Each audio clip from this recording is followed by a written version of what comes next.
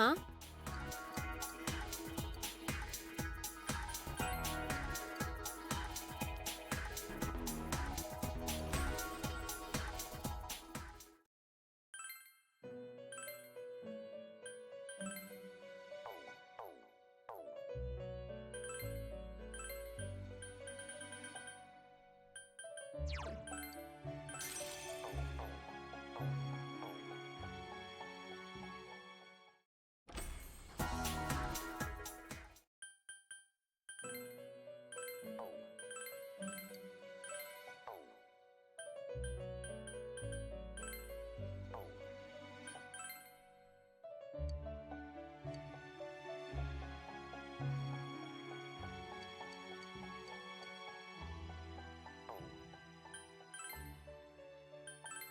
Huh?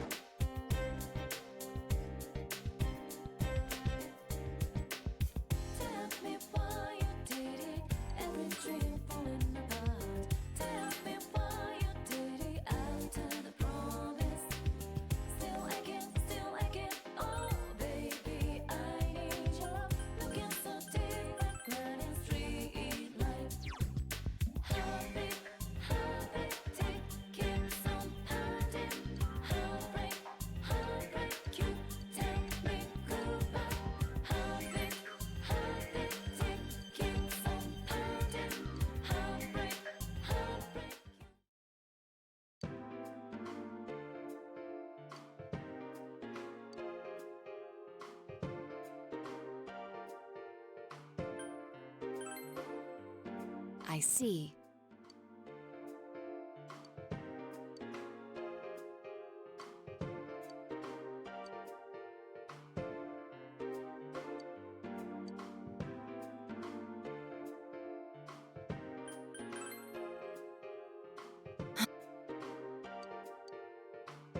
I apologize.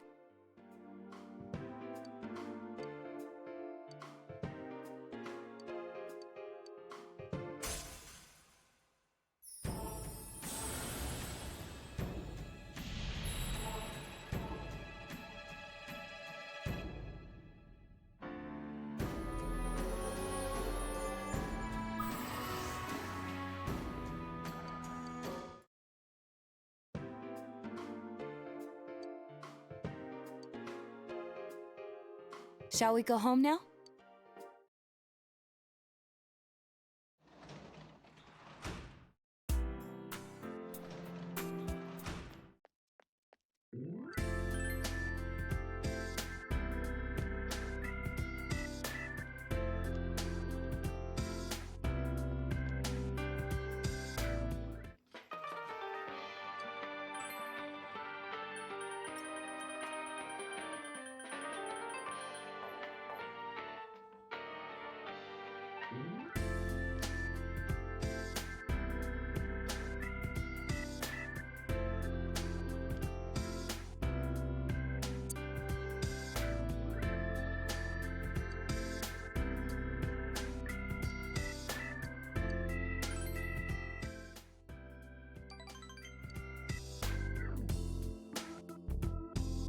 Senpai.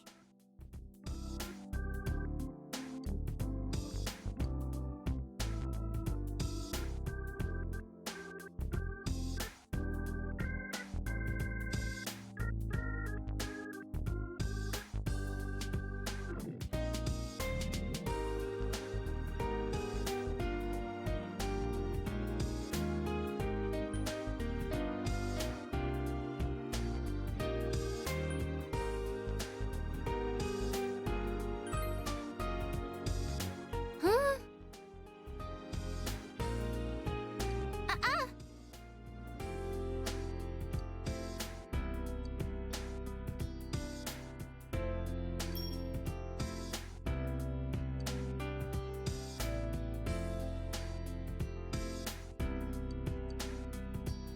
Oh.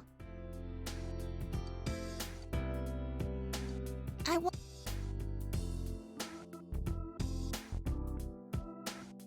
Good night.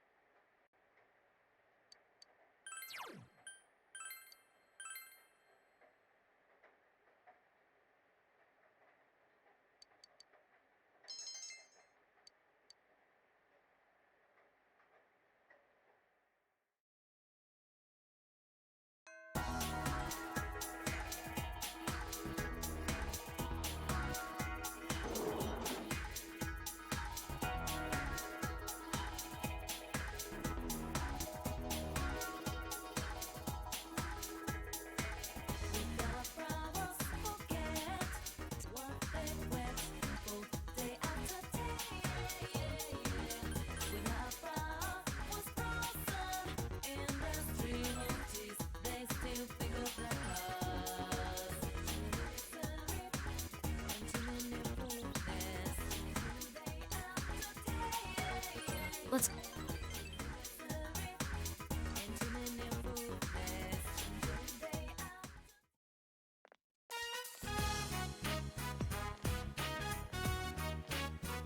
Hey.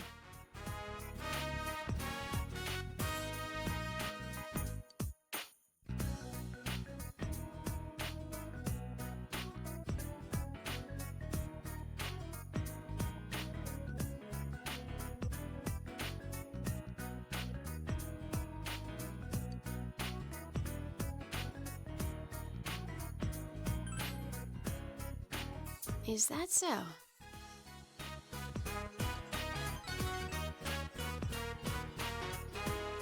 What's up?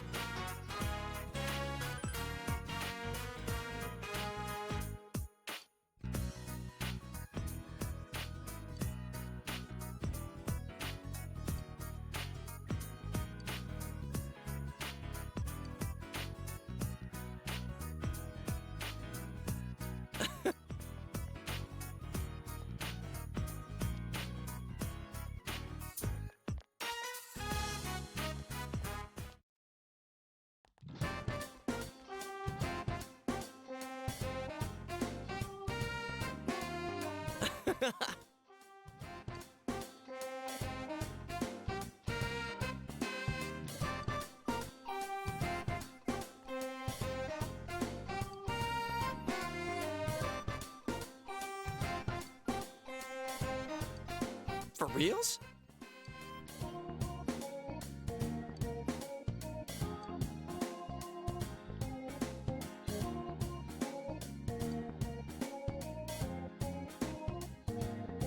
Hmm.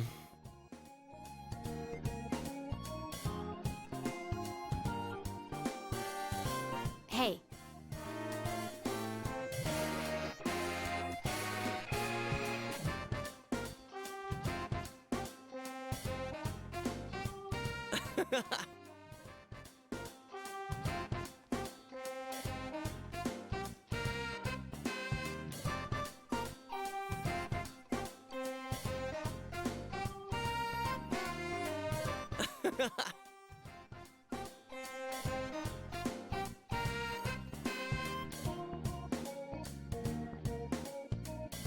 Hmm.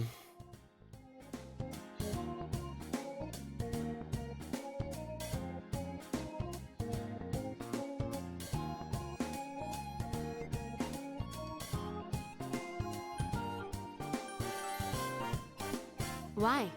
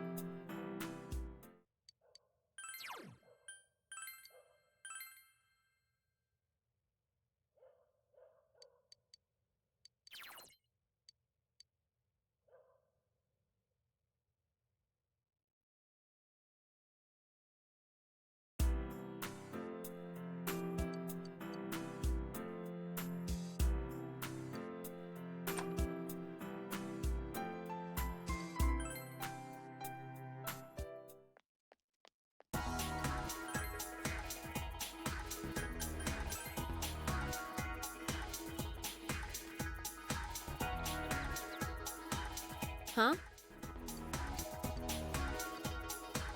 Let's go.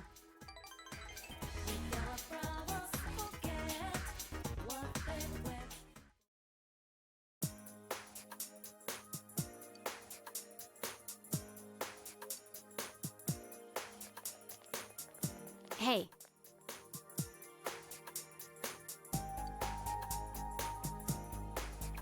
Sensei! Oh!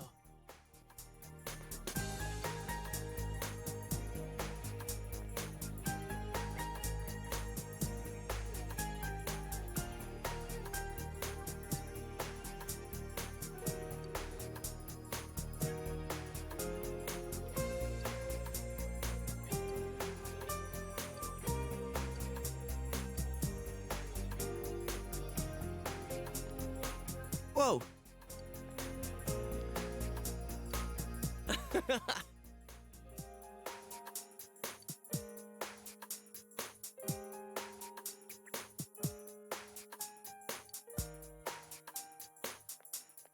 Yo.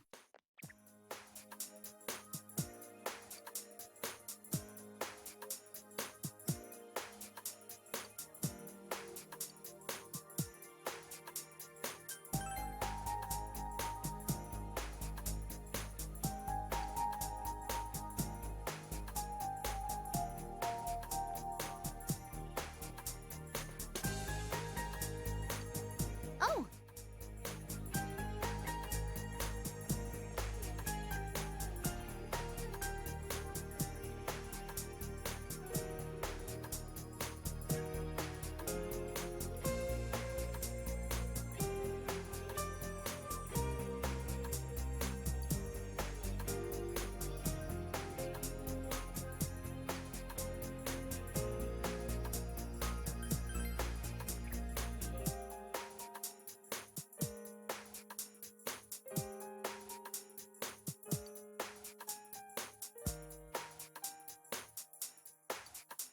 Gee. No way!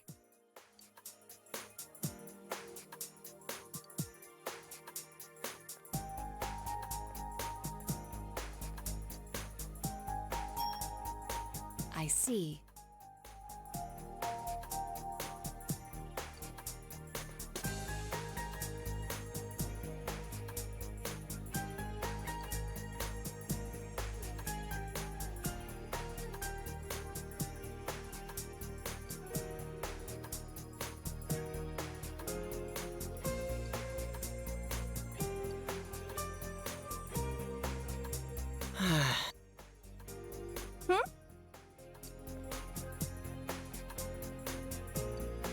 Huh?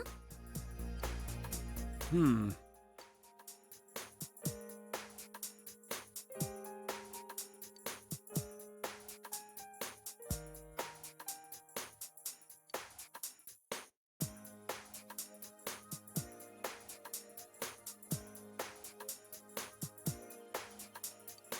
Hey!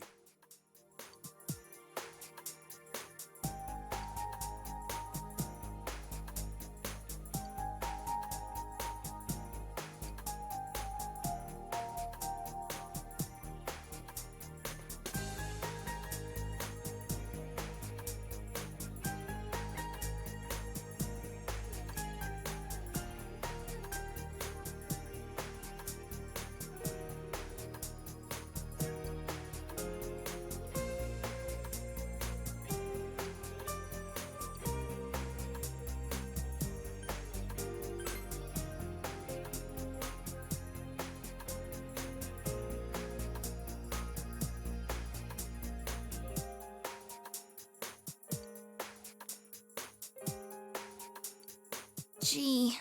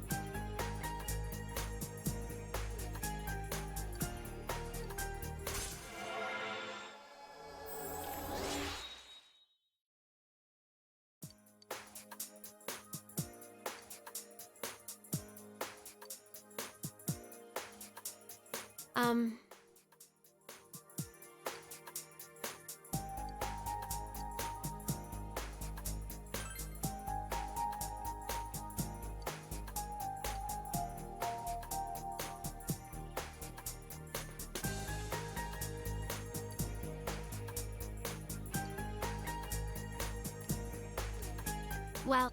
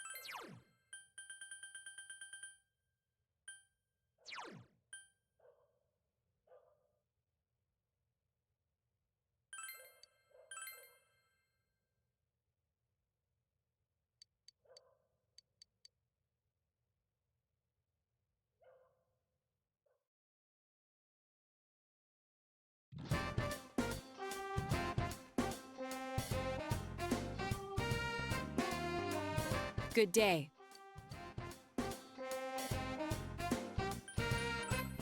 Oh.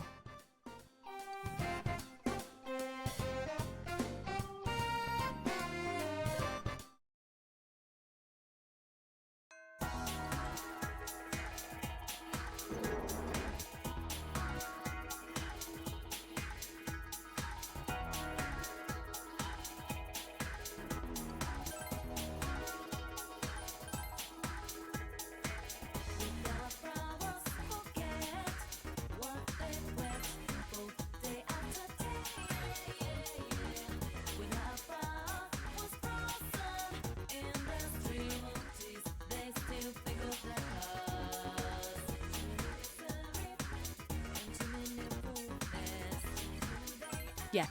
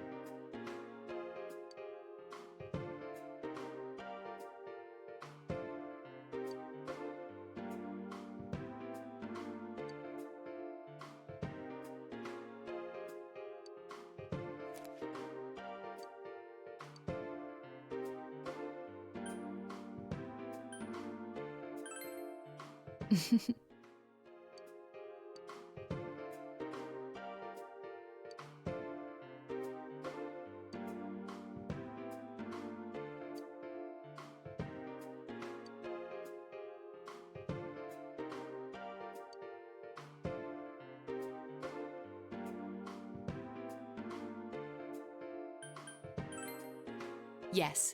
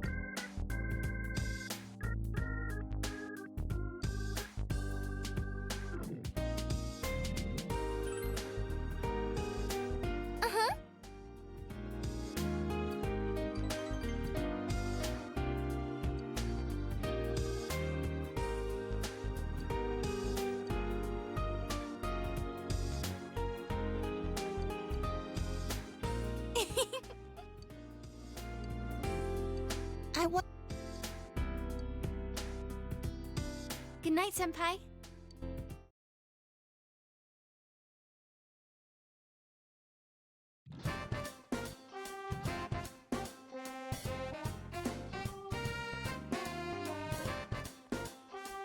Good day.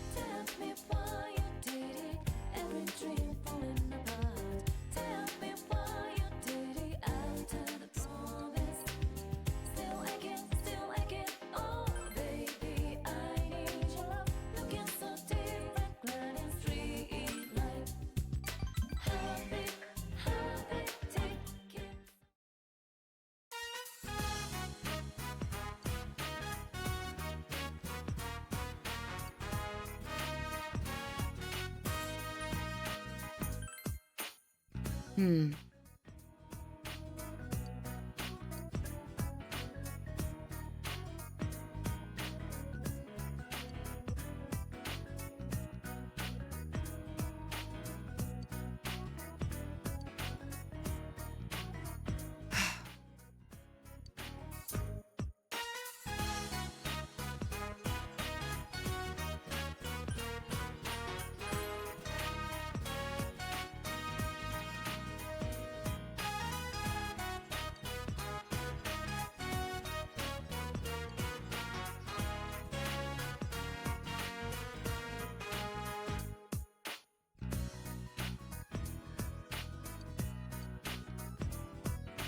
Senpai.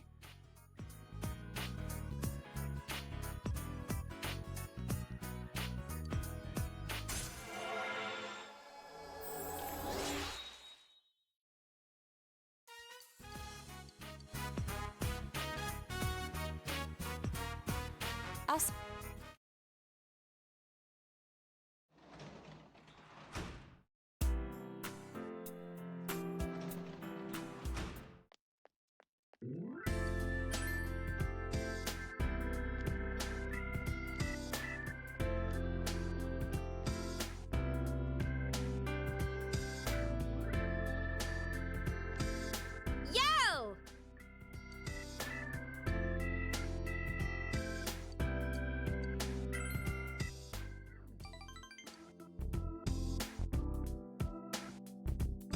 Sheesh.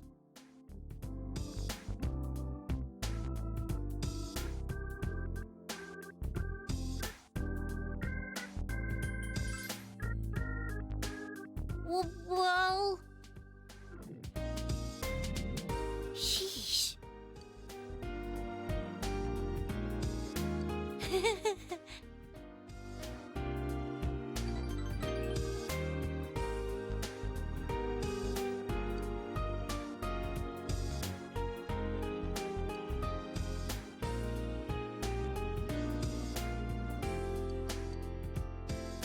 Oh! From me to you.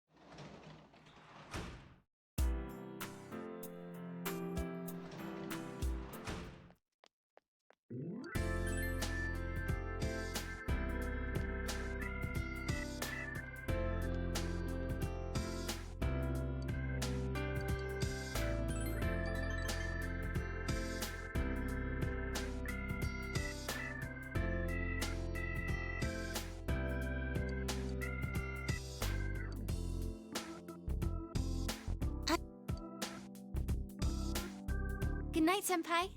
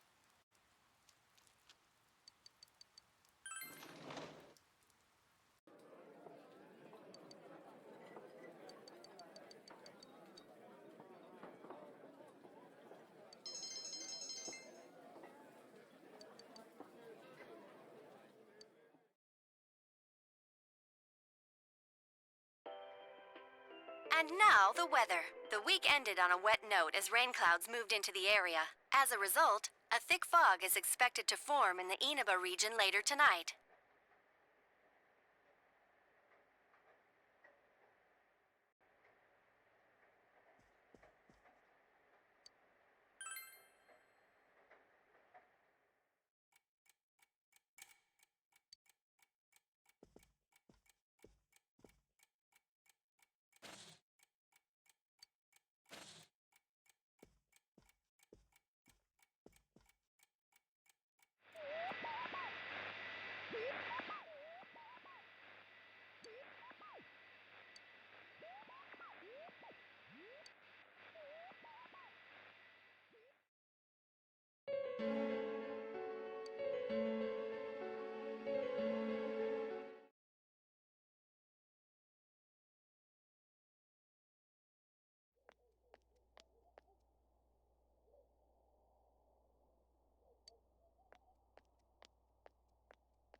Oh, there he is!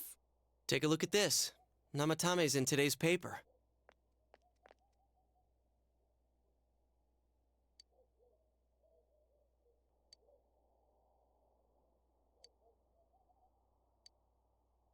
So it's finally over. Yeah, seriously. I wish we could have done it sooner. Isn't the fog kind of thick this morning? And it's so chilly. It rarely gets this cold in November. Oh, it's you guys. Perfect timing. I just got a call from the hospital. They said that starting today, it's okay to visit Nanako-chan. So she's getting a little better. Thank goodness. Oh, is that today's paper? So you already know about him.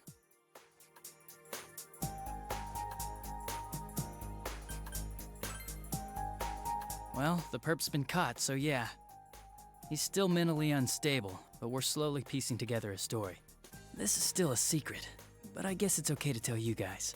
You know that diary we found? There were entries about Miss Yamano and Miss Konishi in it. Looks like Namatame had been making advances on Miss Konishi. That son of a bitch! Yeah, well, I'm gonna head to the hospital now. Dojima-san's recovering too, so I need to go over a few things about this case with him. Yosuke. Sorry, I'm alright. Namatame's been caught. He can't hurt anyone now. But forget him. Let's all go visit Nanako-chan after school. Of course! Let's tell the others once we get to school.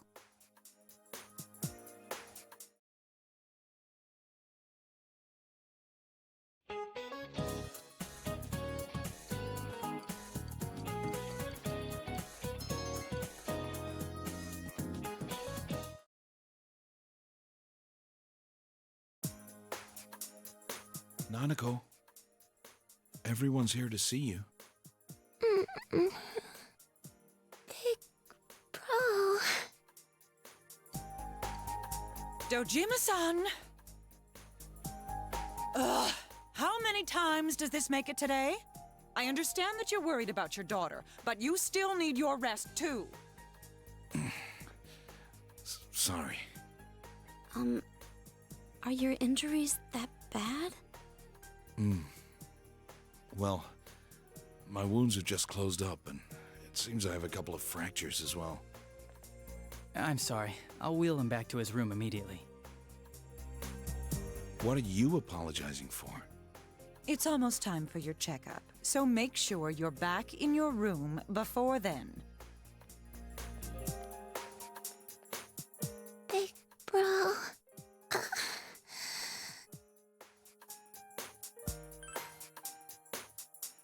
Yeah, I'm so glad.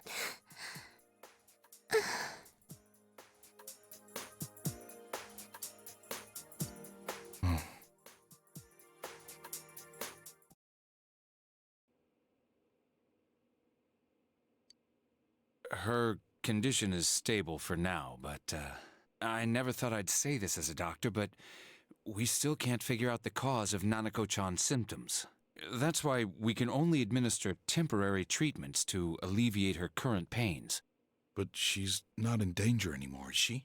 She's regained consciousness, but we can't let our guard down yet. All we can do for now is to monitor her condition closely. Adachi, how's it going with Namatame?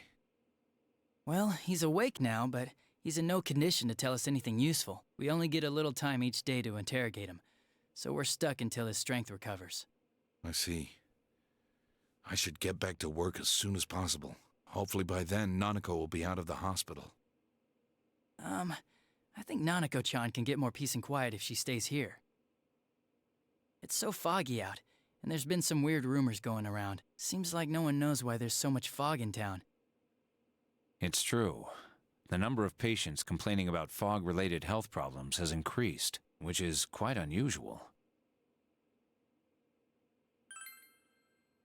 I can't say for sure that it has no effect on the human body. It certainly could be a psychological effect. People's anxiety over the fog could cause problems. But as far as the fog's chemical makeup, well, that's not my field, so I can only speculate. What concerns me is that transportation of our medical supplies has been delayed due to the fog. Fog-related health problems. Well, that's just ridiculous. Anyone who says that is just blowing smoke.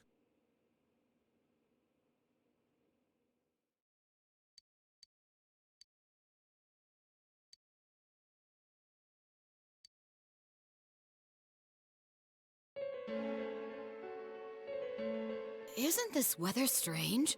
How could it be lasting so long? I've never seen anything like it. I wonder what's causing it. It's so creepy.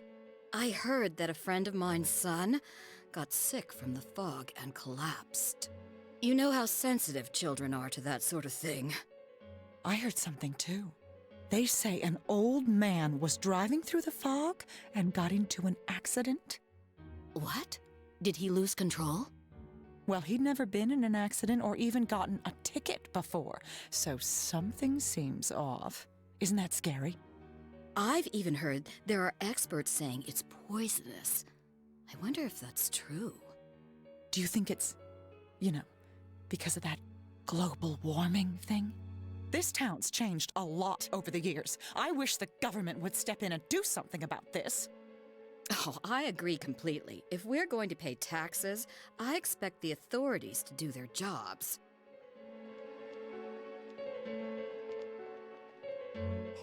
This fog is poison! It's a gas filled with viruses! Don't inhale the fog, or you'll die! He's not the first one like that I've seen lately. Poisonous gas, though? Oh, I'm sure it's not true. Oh. Is something wrong? Oh my. I think I'm coming down with something. You can't be serious. Oh, that's right. I needed to do some grocery shopping. Well then.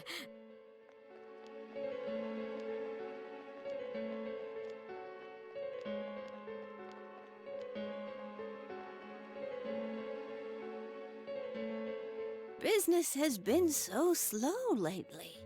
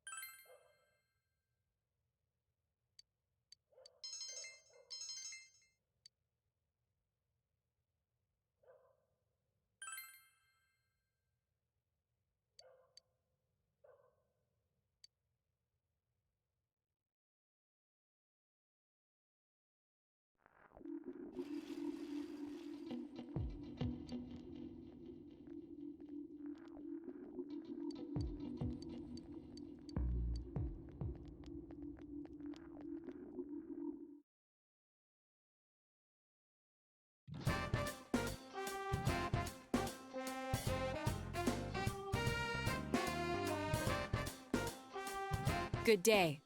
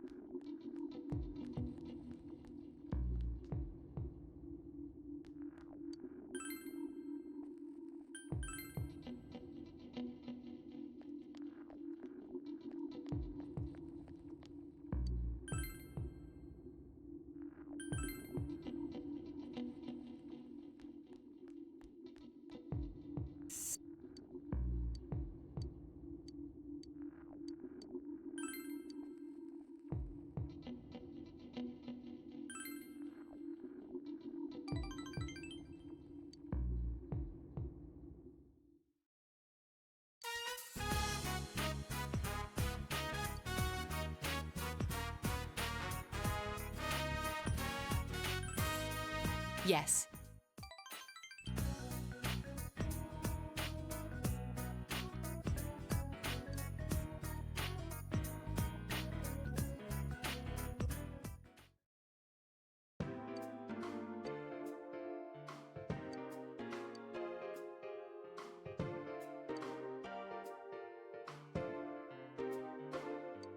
Hmm.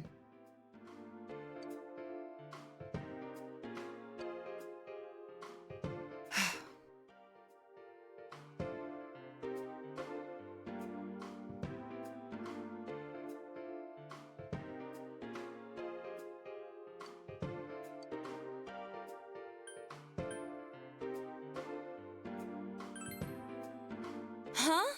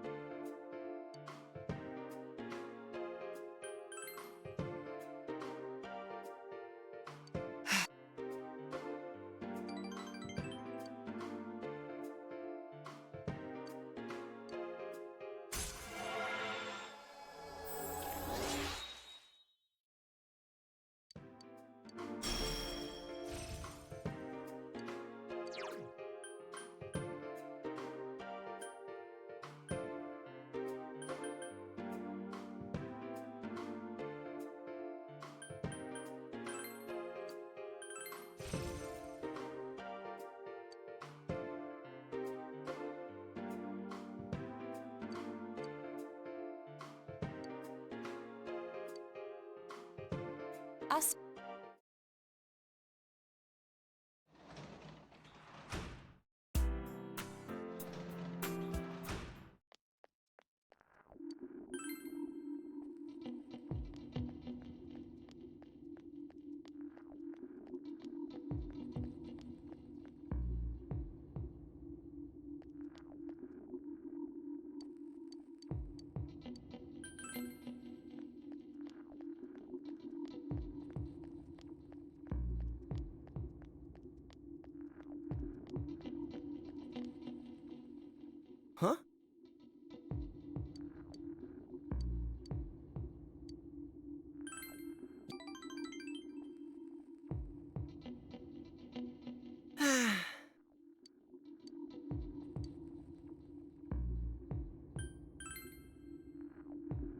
That's cool, I guess.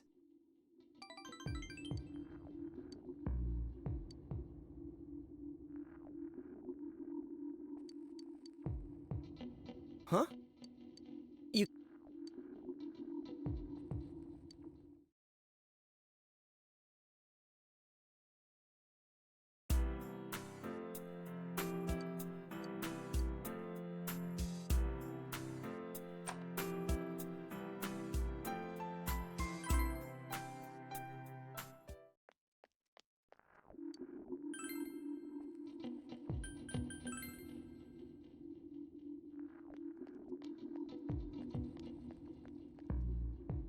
Here. Let's.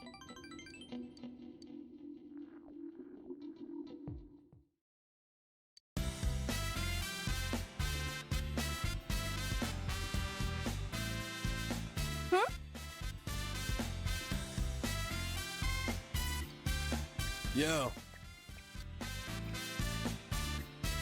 Oh,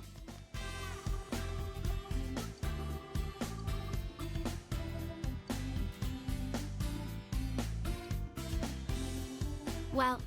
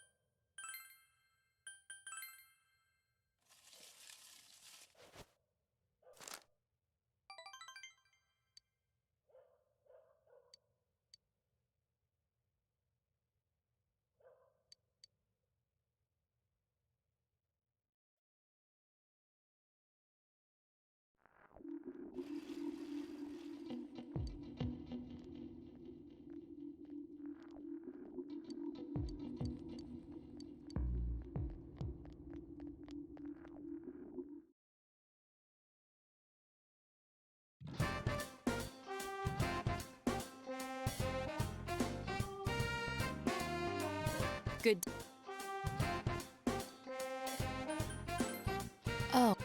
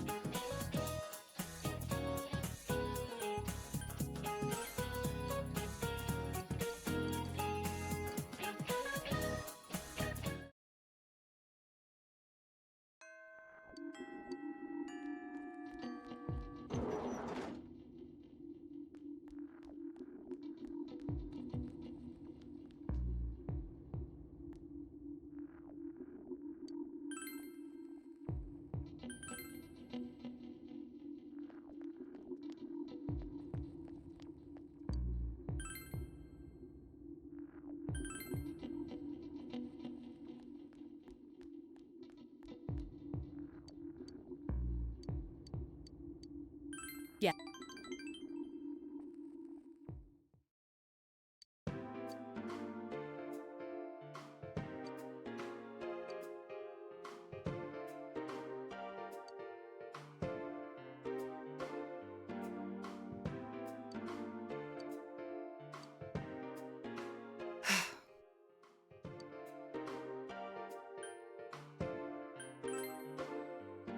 Hmm.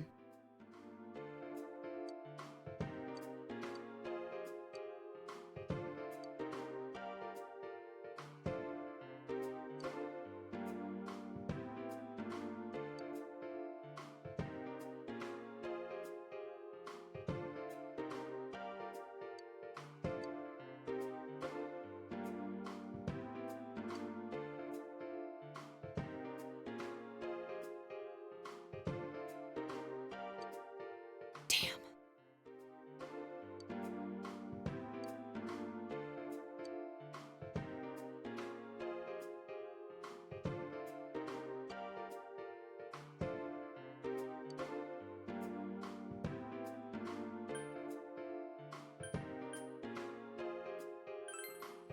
I see.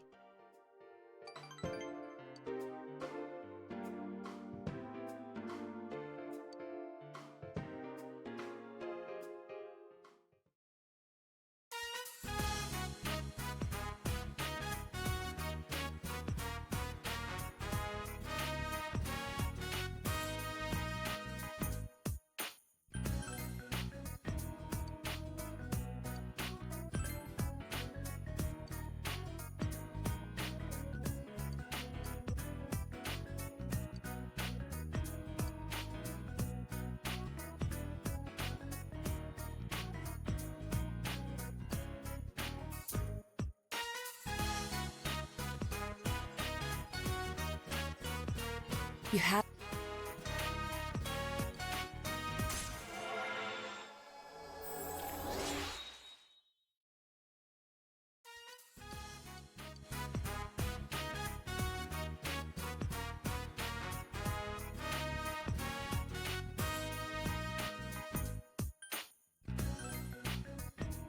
Yeah.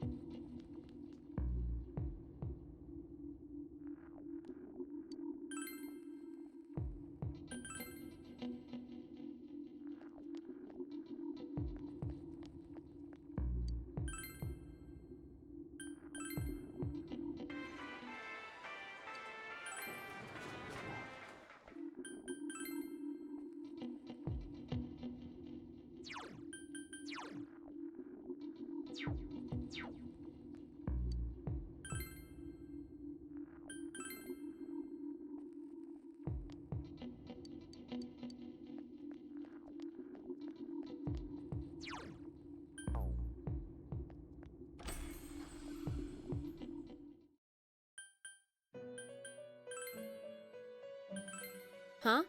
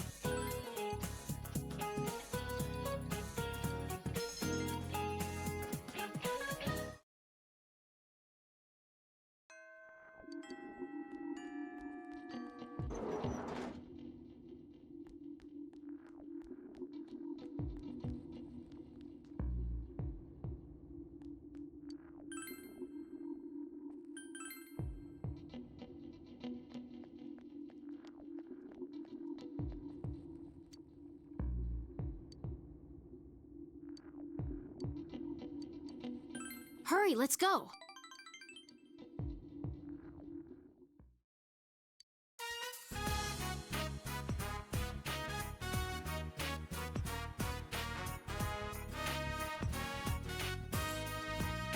Hey.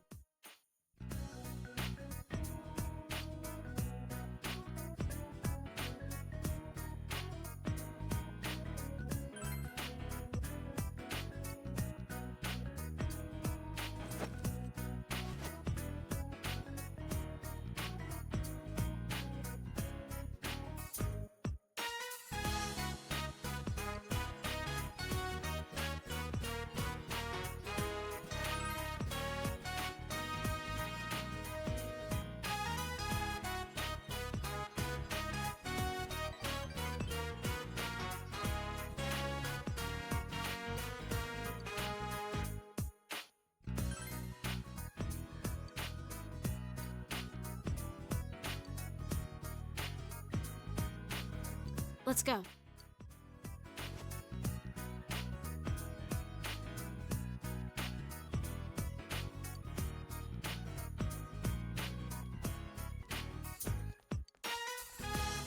Yo. Oh, senpai. Huh?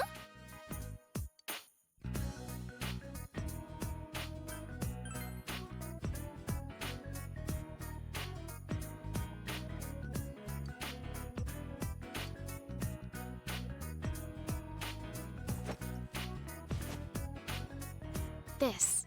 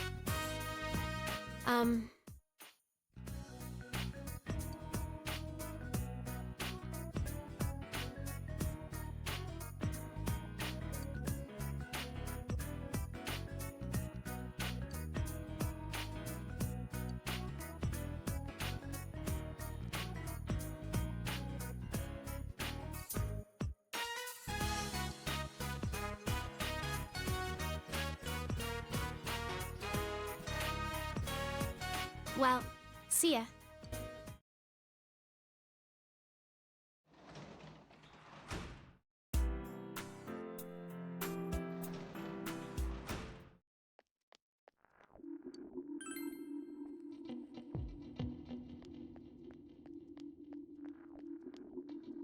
Senpai!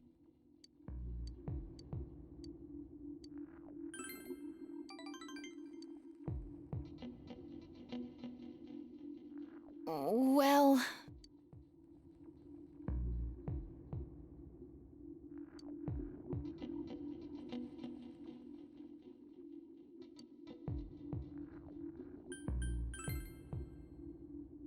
Senpai!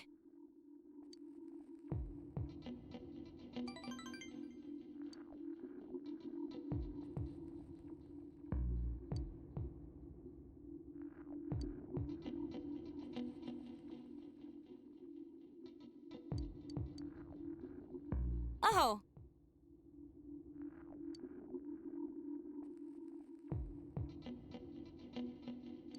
Please. Good night.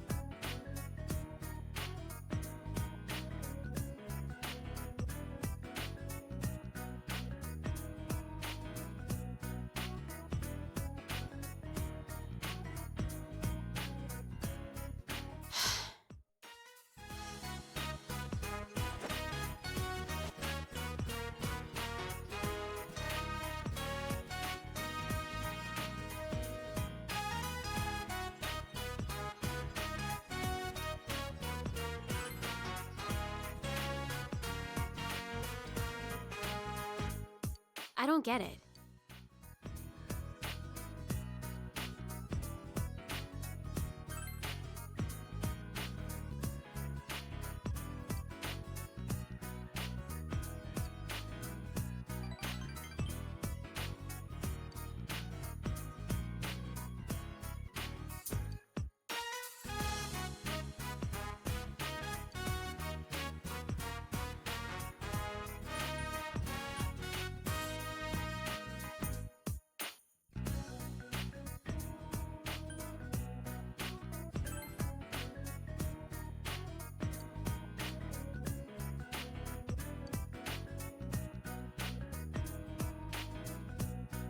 Let's go.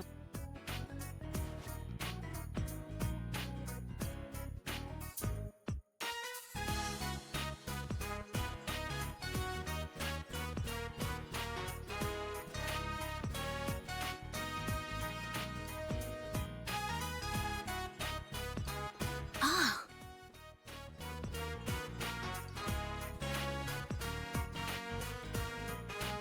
Oh.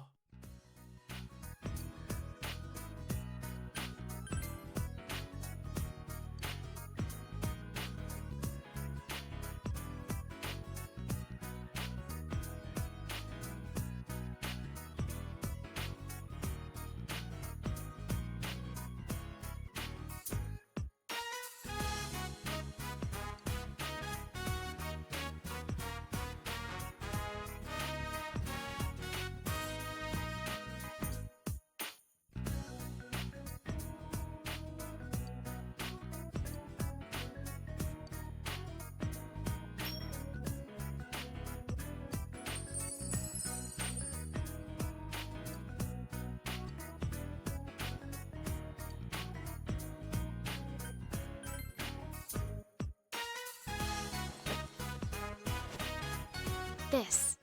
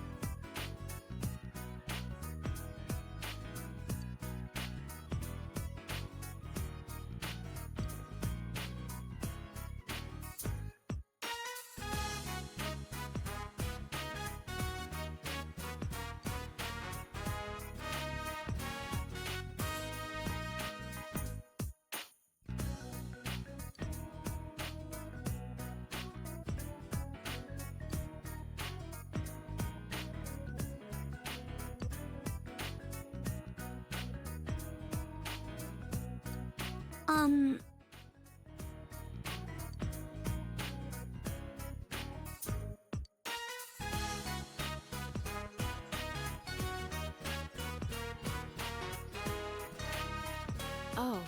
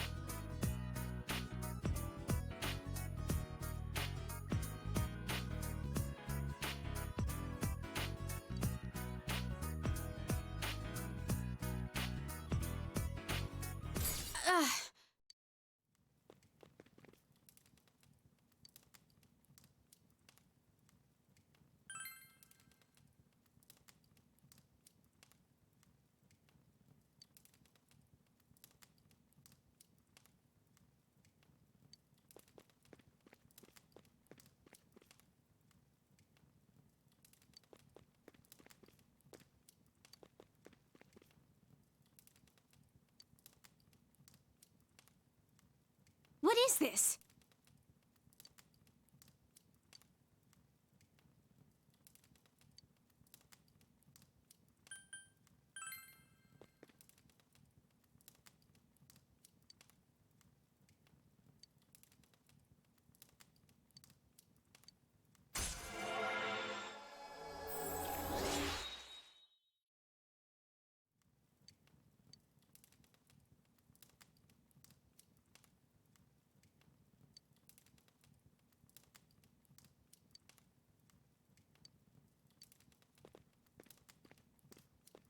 Bye.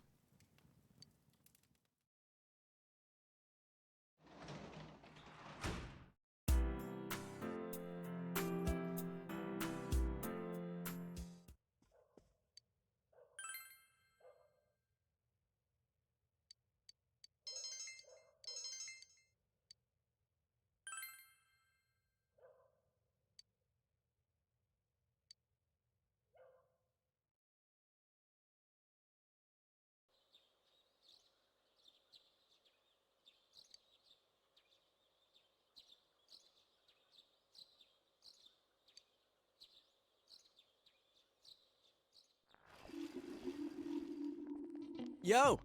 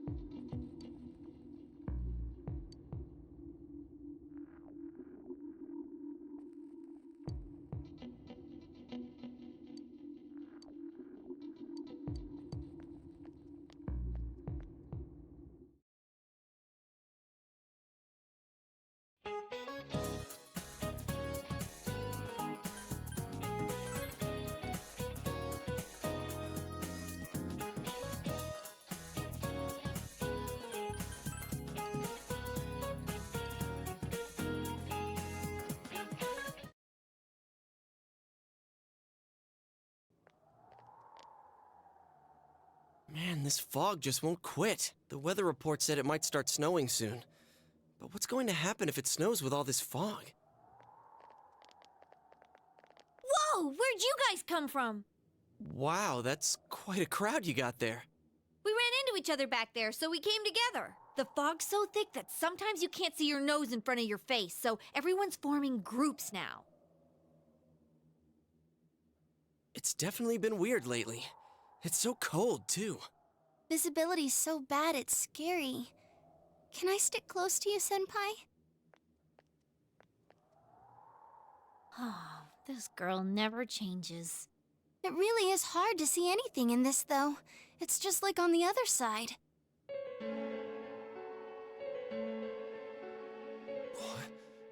Guys, put on your glasses!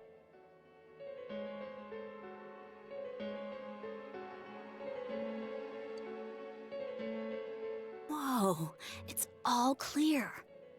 What the hell's going on?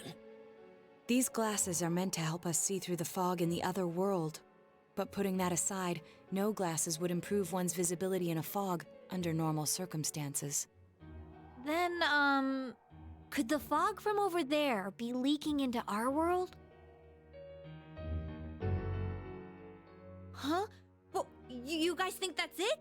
I was kind of expecting you to ignore it as Chie being random again. It's just a thought.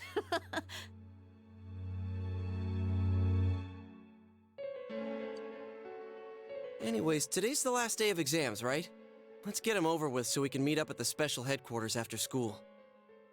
Wow, we haven't used that name in a while.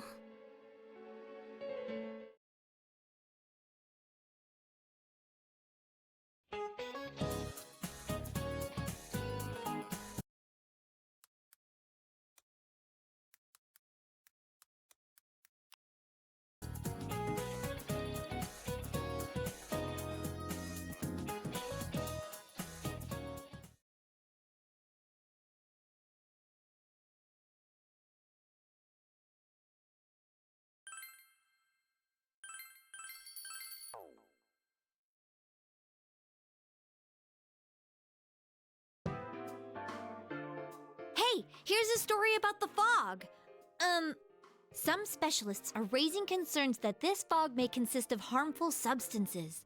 More and more citizens are calling for an investigation into the cause of the fog and the facts about it.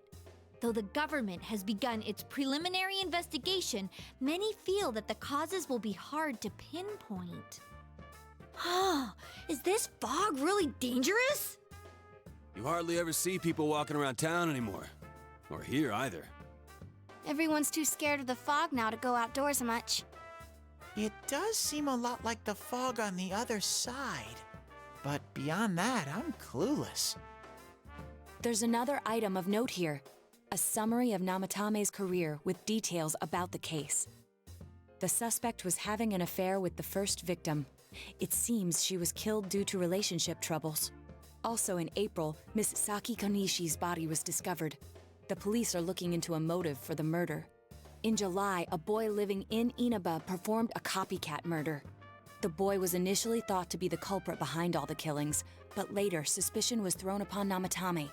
Last month, the suspect attempted to kidnap a 7-year-old girl of Inaba, resulting in his arrest.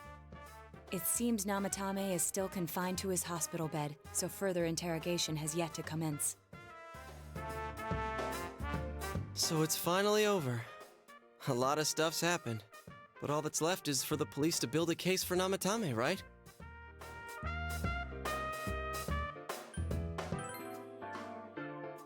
Whether he confesses or not, it was him who did everything. Getting him convicted is up to your uncle. But the stuff he was saying was so obviously nuts. If he says anything about the TV world, he might be considered mentally unstable.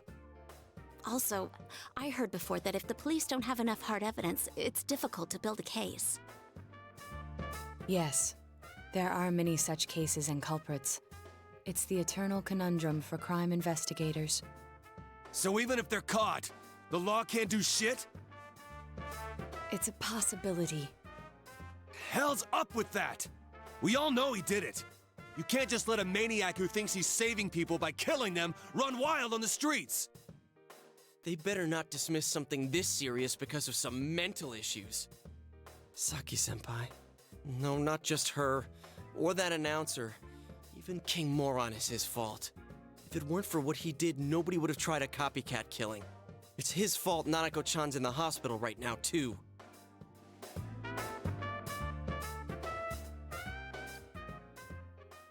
What's the matter? A Kotatsu?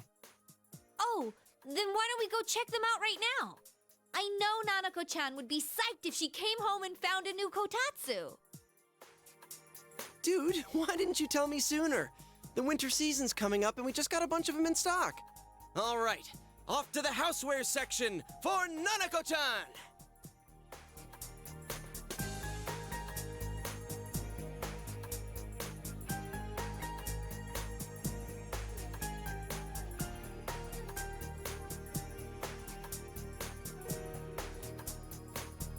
If we're getting a kotatsu, we better get some oranges to complete the set. It's a cliche because it's true, damn it. The best compliment to a kotatsu would be a heated rug. Dude, that much juice would kill the breaker the moment you tried to microwave something. Oh yeah, you've never used a kotatsu before, huh, Ted?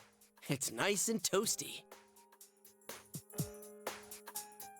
Can I still stay here? You kept your promise to me, so I should be going back. But I don't want to go until Nana-chan gets better. Of course you can stay. How many times do we have to say this before it gets through to you? Nanako-chan would be sad if you weren't there when she wakes up. But I couldn't save Nana-chan. Don't be silly. We saved her together. We caught the killer, man. We couldn't have done that without you. Teddy, you shouldn't talk that way when Nanako-chan is still fighting. You guys.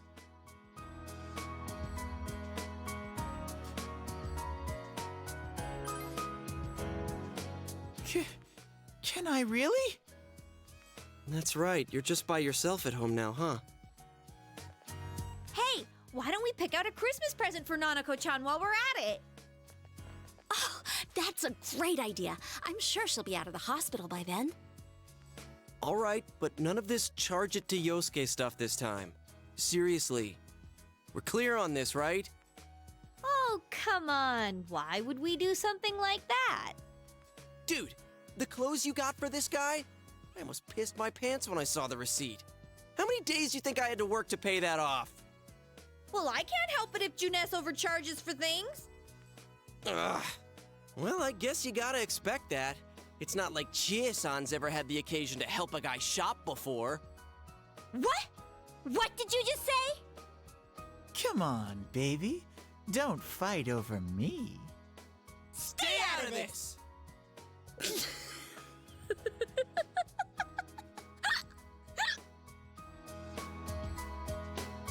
Let's leave them be and think of a present for Nanako-chan on our own. But what would a girl her age want? What do you think Nanako-chan would appreciate most?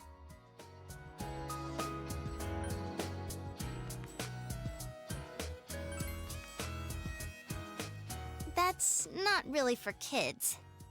It's still pretty cute. Just like the real thing. All right, as soon as Nanako-chan's out of the hospital, we'll have a party at your place. Yes! And we'll bake the cake! Of course! Let's make it a cake to remember. Oh, no, you're not! Are you trying to send Nanako-chan back to the hospital? Hello, this is Adachi. I want you to stay calm and listen to me, okay? Nanako-chan's condition suddenly got worse. The doctor wants you to come to the hospital immediately. We'll be waiting. Come on, let's go!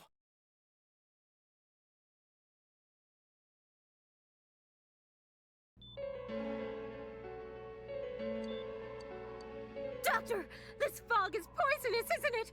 Isn't it filled with viruses? They said so on TV. Isn't there a vaccine or something for it? Calm down, please. That's just a rumor. Don't tell me to calm down! You're lying! We know you have medicine for this! Are you just going to stand there and watch us die? Why would we do something like that? What a commotion. What the hell's that supposed to mean? Can't you see how much pain she's in? All we can do right now is monitor her condition closely. Dojima-san, you need to return to your... I don't give a damn about myself. Do something about Nanako. Dojima-san! Just save her. For God's sake, please save Nanako. We'll do our best. I must ask you to step outside for the time being.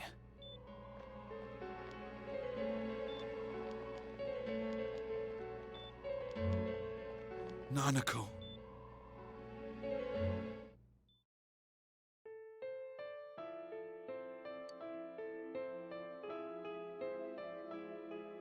Hey, can't you do something?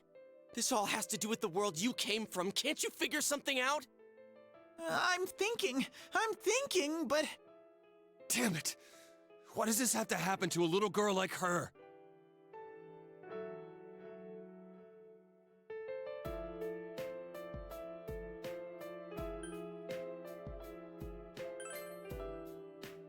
How am I supposed to stay calm at a time like this? Can't believe this is happening. Nanako-chan's gonna be okay, right? You guys still here? How is Dojima-san doing? His wounds opened up again. They're treating it over in his room now. Any luck with your investigation on Namatame? About that.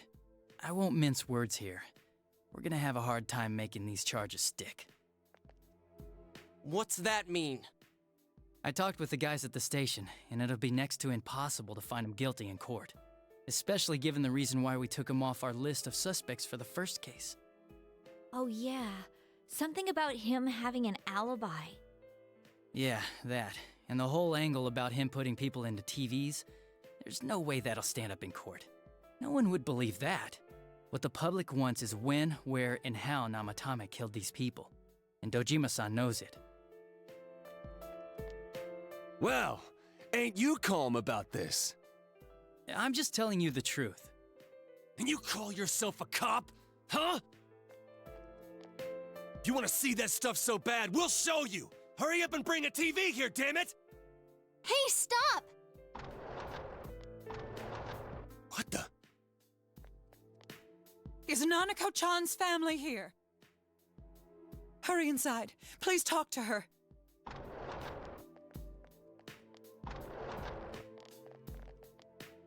What the hell? What's going on? No. Nanako-chan.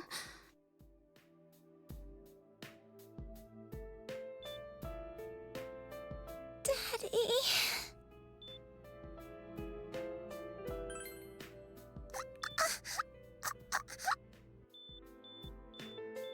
Nanako-chan. Nanako-chan. Can you hear us? Do you understand what we're saying? Your big brother's here with you. Just hang in there.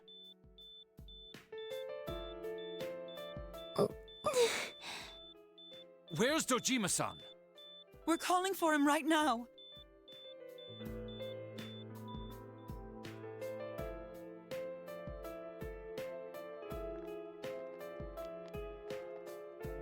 How's Nanako?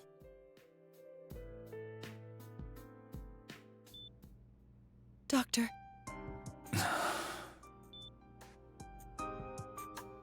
Big Bro.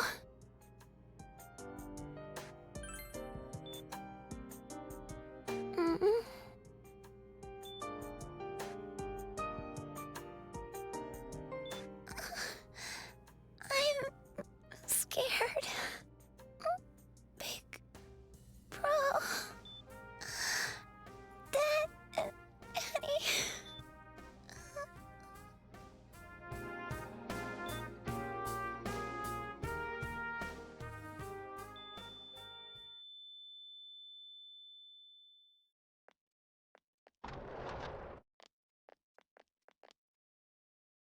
Nanako!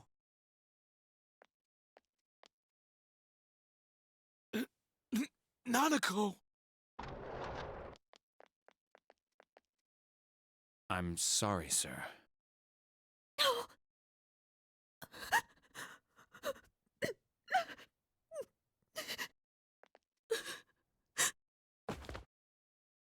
Damn it! Damn it! Nana-chan.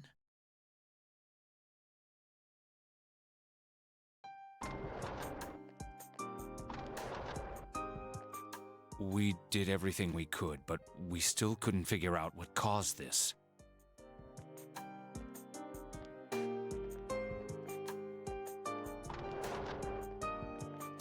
Ah!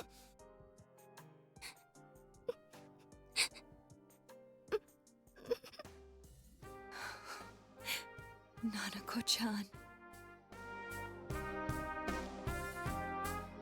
Dojima-san, what's with that look? Huh? What's wrong, everyone? Hmm? Huh? Wait, is Nanako-chan... But then, where did Dojima-san go? His room isn't that way. Wait a sec. That's the way to...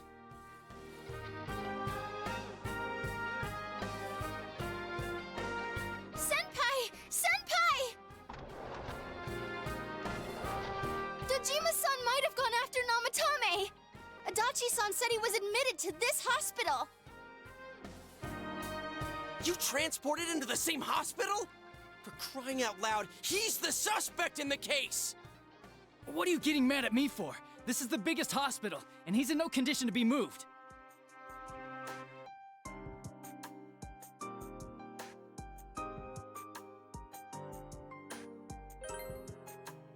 I can't tell you that. Just tell us where he is already! Dojima-san's on his way, ain't he? You don't know what he's gonna do there if we don't stop him! Kanji-kun, you don't mean... Hold on. Just what are you guys talking about? Cough it up! Where's this room?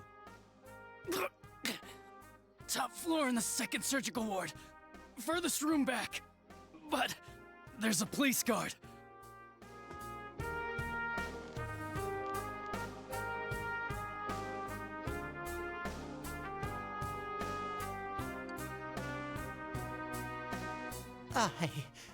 I was always watching over Nana-chan, and I still couldn't save her.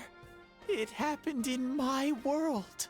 Even though I was the only teddy in that place, I still couldn't do anything.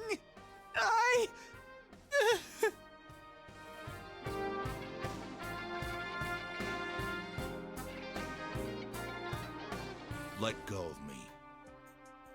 I need to speak to him. Like we said, without permission. Permission? Who gave them permission to kill Nanako? Tell me that, huh? The hell with you all! Why is he still alive when Nanako's dead? Give me back Nanako! Give her back! She's all I have! She's... the only one in the world. Call a doctor! Let go of me. I need to... Holy crap! Dojima-san! Quick, get him to his room. I'll go alert the doctors.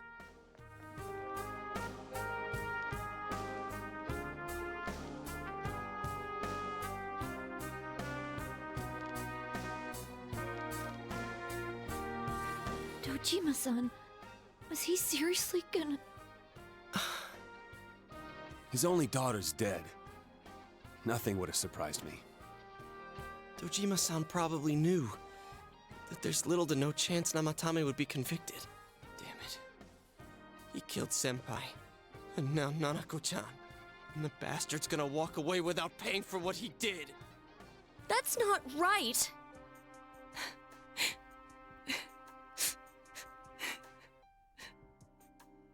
Why? Why is he the one that gets to go on living?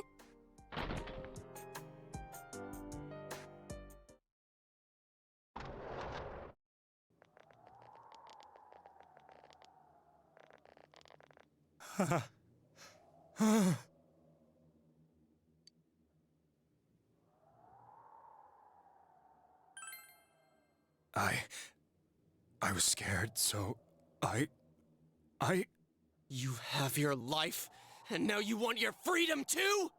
It's your fault that Nanako-chan's... I didn't. 12 o'clock. Is it the Midnight Channel? Hey, isn't this... I failed to save her. It's because you got in my way. Another Namatame? How? The real one's right here and we already beat his shadow! No. Come to think of it, Namatame never faced his other self. And we didn't witness his shadow returning to his body as a persona either. Perhaps that's why we're seeing this now. What the... I failed. But it wasn't my fault. And the law can't touch me anyway. What? Is that what Namatame's really thinking? Then... he wasn't deranged or anything. He knew what he was doing. To hell with the law! I won't ever forgive what you did! This... please, stop! Huh? Stop what? We ain't even done anything yet. Or do you want us to do something? Something fitting for a bastard like you! Kanji... Do whatever you want. You hate me because the child died, don't you? I don't care either way. Living or dying makes no difference to me. But you're different. You can't do such a thing. You wouldn't dare, right? I'll continue saving people. It's my mission. Mission? My God. Please, stop. He wants us to stop. What should we do? What do you mean? We can't let this bastard do whatever he pleases. Still, what are you going to do? No way I'm gonna walk out of here doing nothing. I understand, but... This must be a luxury suite. Most hospital wards don't have such large televisions. Why, with something like this in the room, this man could escape at any time. Although once he enters, he may find there's no way out. Wait a second. You don't mean... Are you... serious? You just gonna turn your back and walk away? That's... but... What's gotten into you guys? This is crazy! How can we do something like that? Chie! Everyone, listen to me. If we're gonna do this, now is our only shot. We won't get a second chance. At this rate, the guy's gonna get off the hook, and he'll go around saving people again. You just heard what this bastard's really thinking. If that happens, it'll be just like Nanako-chan and Senpai. Who knows how many innocent people will die this time? I can't let something like that go. Someone close to me died. Her killer can't be convicted. And now I'm gonna let the same thing happen again? There's no way I can do that! It's just wrong, isn't it? But... Yosuke... All we have to do is push him inside the TV. That's it. We do that one thing, and this is all over. Just... push him inside? If any of you want no part in this, just leave the room. I'm not gonna force you to stay. As for me, nothing could make me forgive this bastard. But before we do this, I want to hear what you think. What do you want to do, leader? We don't have time to wait! If we don't do this now, the cops will come back! What are you trying to say? Something we don't know! What don't we know?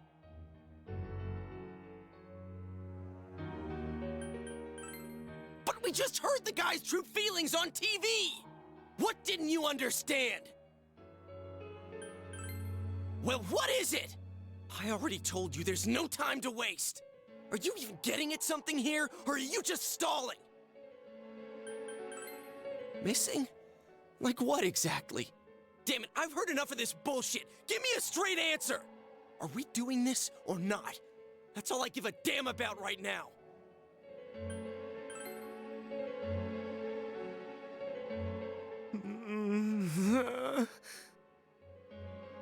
He's right. Let's all calm down for a second. I'm perfectly calm. Hey, what did you mean by we're missing something? What's there to miss with a sick bastard like him? Hey, let's all take a deep breath. After what happened to Nanako-chan and seeing Dojima-san, we're not thinking straight right now. Fine.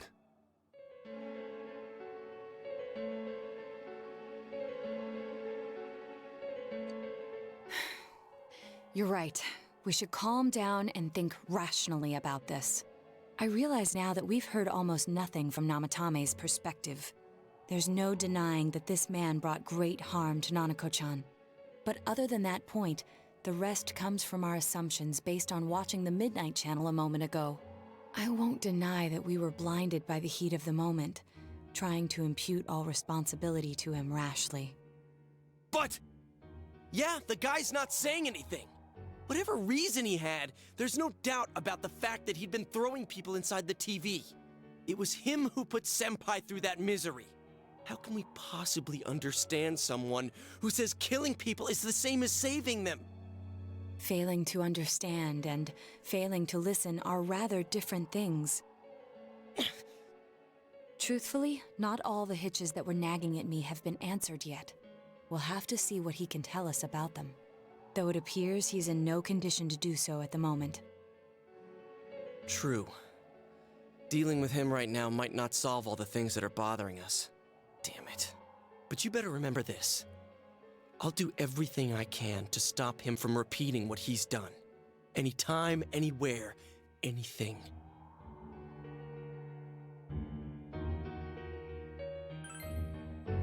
Jeez, how the hell can you stay so calm, man? Then again, that's why you're our leader.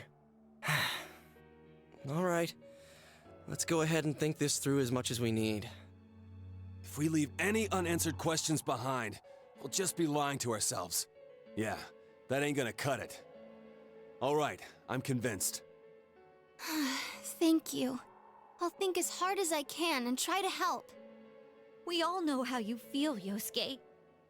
Come on, we've accomplished this much together, haven't we? Right. Together. Yeah, you're right. Sorry. And thanks.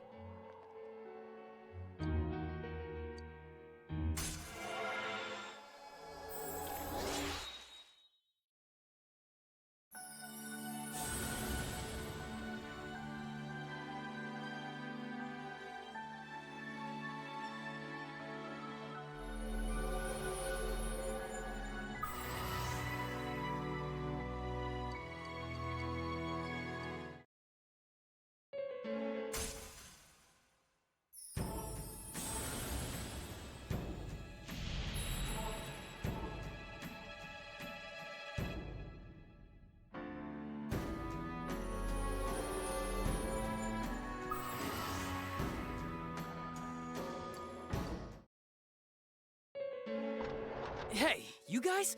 What are you doing? You can't be in here. Oh, crap! We were keeping an eye on the suspect. The police officers outside seem to have their hands full helping Dojima-san. If Namatame were to escape, it would be a disaster for the police's reputation, and their trust in you, Adachi-san. Oh, I see. We'll tighten security from now on, and I'll arrange for him to be transported out as soon as possible. So, if you guys can keep quiet about being in here, I'd really appreciate it. How is he, Doctor? He seemed to be extremely agitated a moment ago. He seems fine for now, but he really needs his rest. Outside, everyone. Doctor's orders. Understood. We should go too. Let's get back to Nanako-chan's room.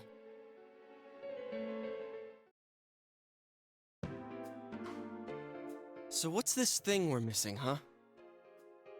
To tell the truth, there's something that's bothering me too.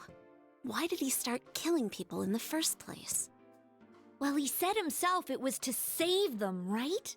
So he killed his lover in order to save her and kept going? The police speculated the first murder was related to the affair, so they called in Namatame for questioning. But everything in his testimony and his bearing, no matter what they looked at, they found nothing suspicious.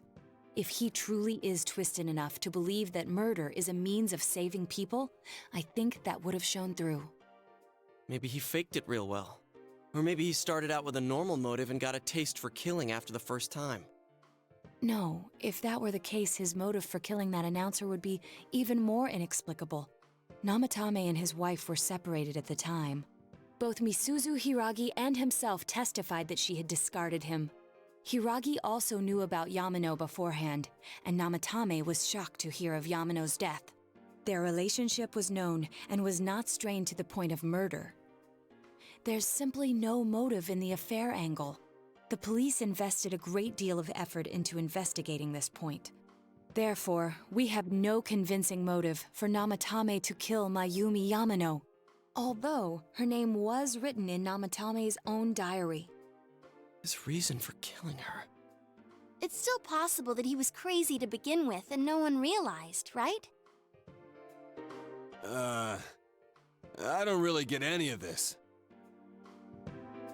Oh, this is so confusing! Hey, we could hear you in there. This is a hospital. Maybe you should quiet down a little. Oh, there you are, all of you. Please come with me immediately. Huh? What's going on? What are you waiting for? Hurry, go!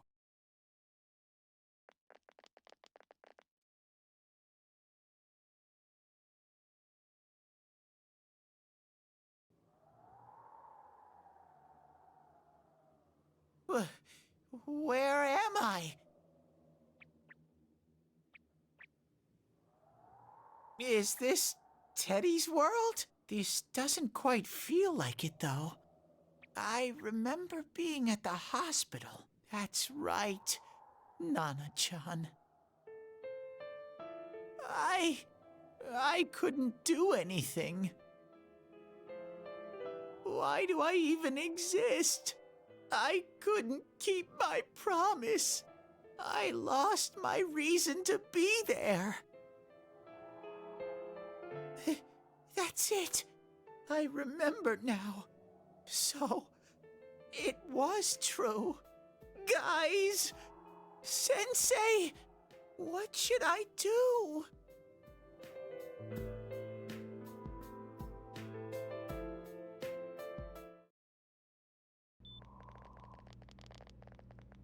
Oh, there they are. Nanako-chan came around. Huh? What did you just say? Nanako-chan's alive? Are you serious? It's very rare to be resuscitated after one's heart and lungs fail, but it does happen. But until I know why she collapsed in the first place, I can't say for sure how well she'll recover from here on. Still, Nanako-chan's a fighter, and she's trying desperately to stay alive. So this isn't a joke? You're actually telling the truth? Nanako-chan. Oh my god.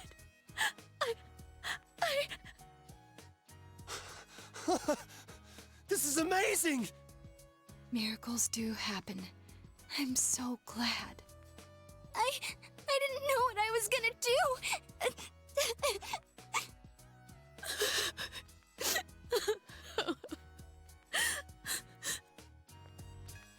Come on! Stop crying, you two!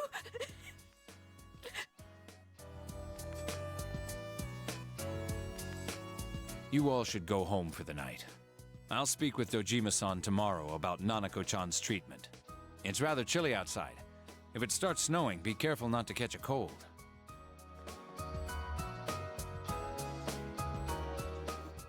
Wait a second, where's Teddy? I noticed he didn't come with us when we went to Namatame's room. You're right. That's weird. I figured he wouldn't move from Nanako-chan's side. Teddy, where did you go? Oh yeah, he has a cell with him.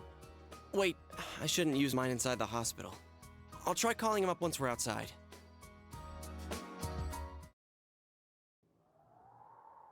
Couldn't save. I couldn't save. Why? Mayumi. And that girl, too. I couldn't save them. Huh? What's the matter? Feeling guilty all of a sudden? Sheesh.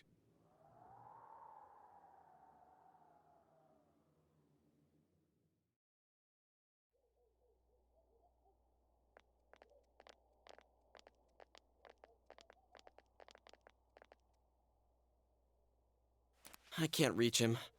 Did that stupid bear forget to charge the battery? We took a quick look around the hospital, but there's no sign of him. I wonder where he went. Oh, it's snow. Hey, you're right.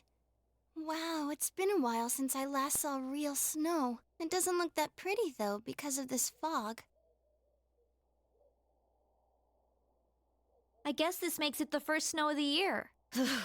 It's freezing. Let's go home. Hey, Yosuke, if you find Teddy, don't forget to contact us, all right? I know. Let's meet up at the special headquarters tomorrow.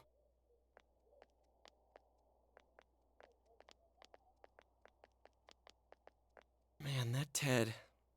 I hope he just went back home by himself. He's probably fine. But I'll hurry home just in case. Well, see you tomorrow.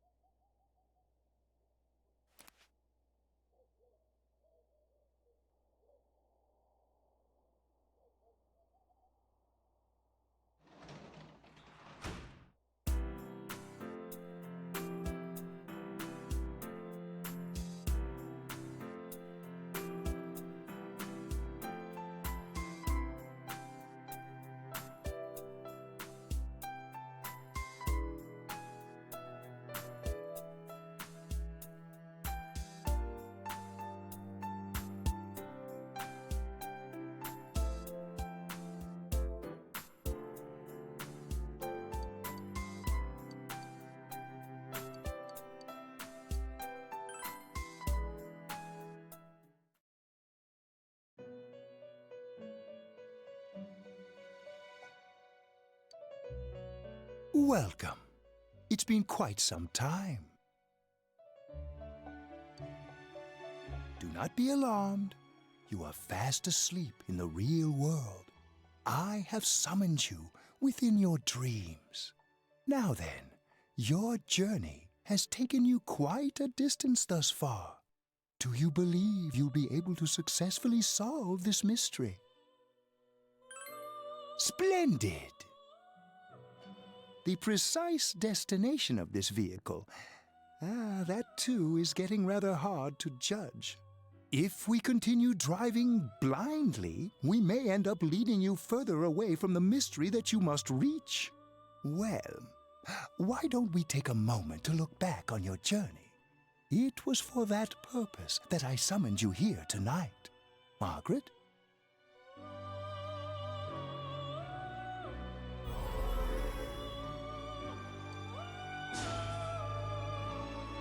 We are experiencing the words engraved into your memory during your journey. Failing to understand and failing to listen are rather different things. All right, let's go ahead and think this through as much as we need. If we leave any unanswered questions behind, we'll just be lying to ourselves. I'll think as hard as I can and try to help. Come on, we've accomplished this much together, haven't we? Right. Together. And it seems you have comrades with you as well. Those heading in the same direction through this dense fog.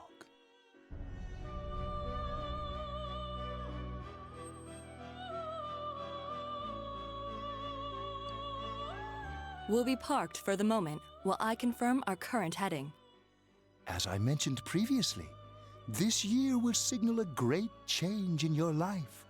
Though there isn't much time left, it can be worth your while to take the time to stop and reflect. People are like water flowing in a river. There is only one stream, but all who pass through it are affected differently. Some travel fast. Some change their course, experiencing countless events as they travel down the river of time. Just so.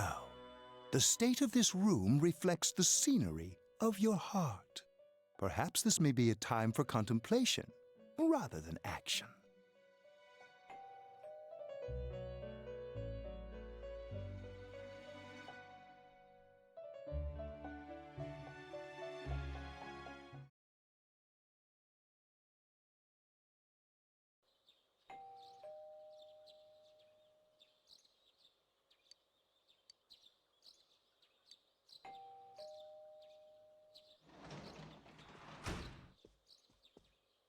Teddy's missing. I looked all over the neighborhood, but I couldn't find him anywhere. Yeah, me too. He was acting all weird lately. Rise and the others are checking inside the TV to see if he's gone back to the other side. We're meeting pretty soon, so will you come with me to Jeunesse?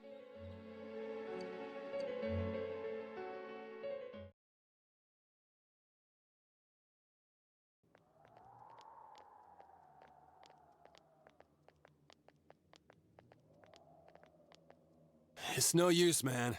We can't find him. No luck for me either. I didn't sense anything over there. The fog's so dense it might be affecting my readings. I wish I could do better. I'm sorry. That Ted. Don't tell me he really went back to his world this time. We told him over and over that he could stay here.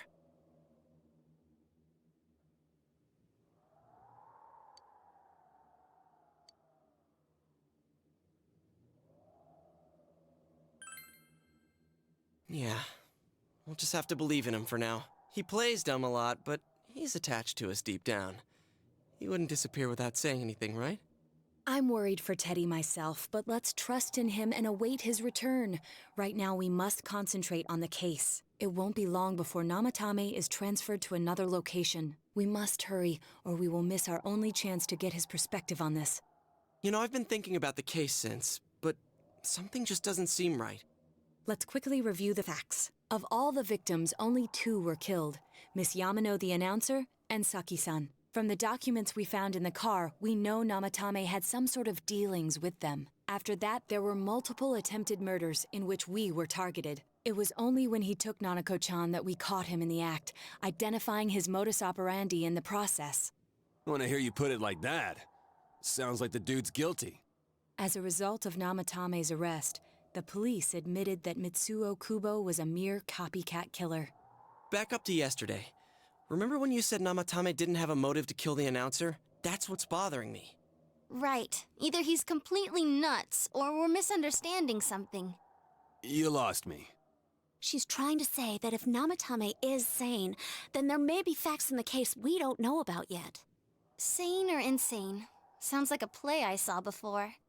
When he talks about saving people, what does that actually mean? I don't think there's any doubt that it includes kidnapping people and throwing them into the TV. Could he mean saving them through death? He did call himself a savior and said that the other side is a wonderful world. So they'll be saved if they die? What a bunch of crap! The bastard should have gone and saved himself. What do you think, Senpai? Well, yeah, that's the normal conclusion to take. There's something I've been wondering about for a while. When we first encountered him, he said, "You're the ones I saved. Don't worry, I'll save this girl too." So, if he saves people by killing them, did he save us too? Wouldn't he actually have failed to save us? You raise a good point. If he thinks that salvation comes only through death, his words to us make no sense. And another thing, the Namatame who appeared on the Midnight Channel said he failed to save Nanako-chan. Well, maybe he really was trying to save the victims by putting them inside the TV. Come on, don't get all quiet like that. You guys know I just say the first dumb thing that pops into my head. The possibility that he truly intended to save us. But he's still the one who threw in Saki-senpai and that announcer, right? Sure, we haven't nailed down his motives, but that doesn't change the fact that he killed them. Or what? You think someone else was involved? What makes you think so?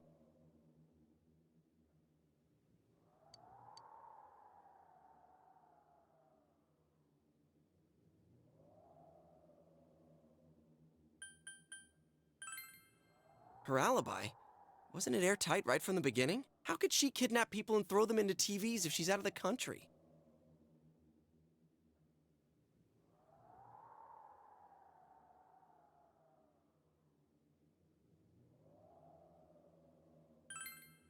But that points straight at Namatame. Come on, man!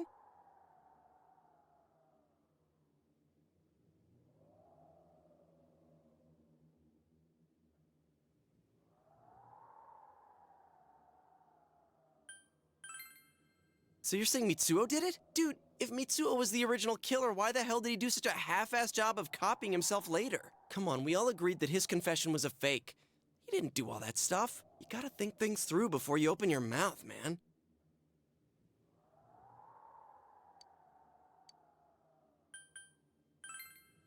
Morning letter?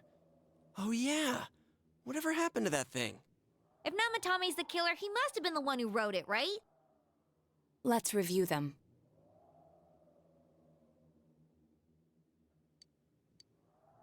Yes, that's right. Isn't that kinda odd? Would someone who thinks he's saving people by killing them write stuff like, don't rescue or kill? Yeah, and the will be put in and killed part doesn't make sense either. If the killer was writing it, wouldn't it be more like, I'll put in and kill? Hey, could this mean...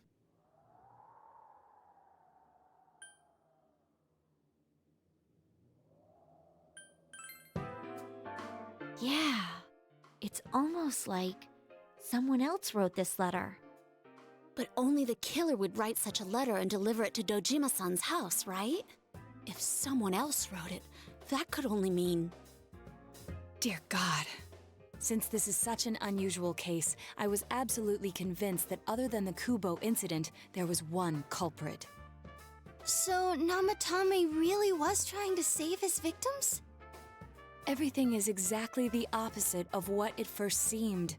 In Namatame's parlance, failing would have been the first two cases when the victims died. If he had used his method twice and failed both times, he would hardly have continued using the TV. And yet he did. It all seems to suggest that someone else wrote this warning letter while observing the entire case. Someone else? Then... it wasn't Namatame that killed Saki-senpai and the announcer? We can't say for certain yet. We urgently need to speak with Namatame face to face.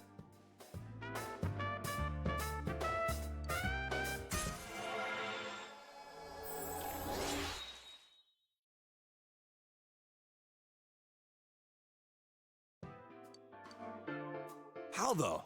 After what happened yesterday, they said they're gonna tighten security. I have a plan, but there's no time to waste. Let's hurry to the hospital.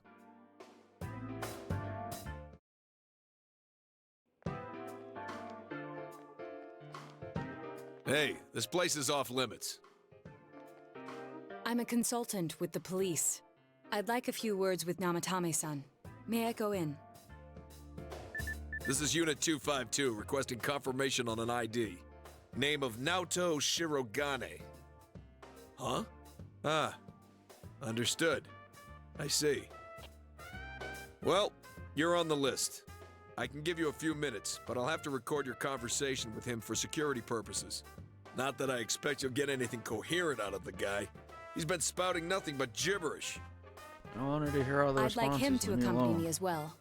He has no identification, but this is an emergency situation, and he's here in Detective Dojima's stead. Huh?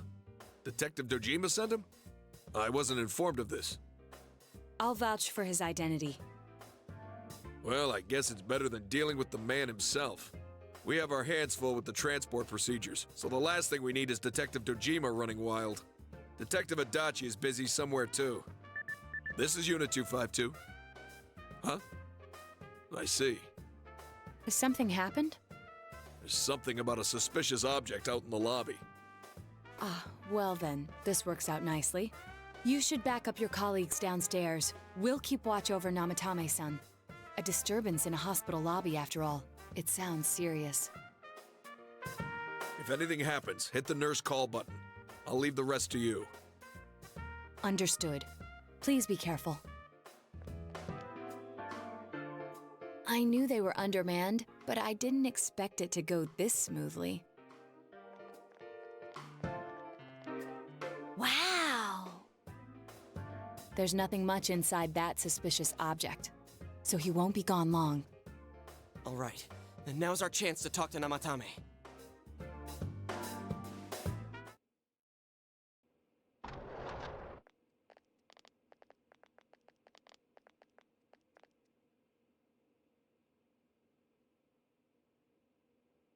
Namatame-san, there's something we'd like to ask you. It's tempting to think that you were the culprit behind this entire case, and to be honest, there are many in this town who hope you are, but we are here to learn the truth. So please, answer our questions. Huh?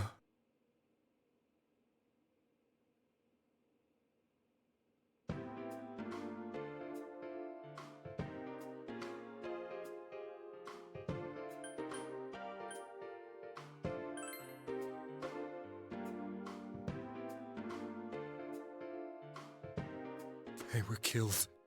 I couldn't save them.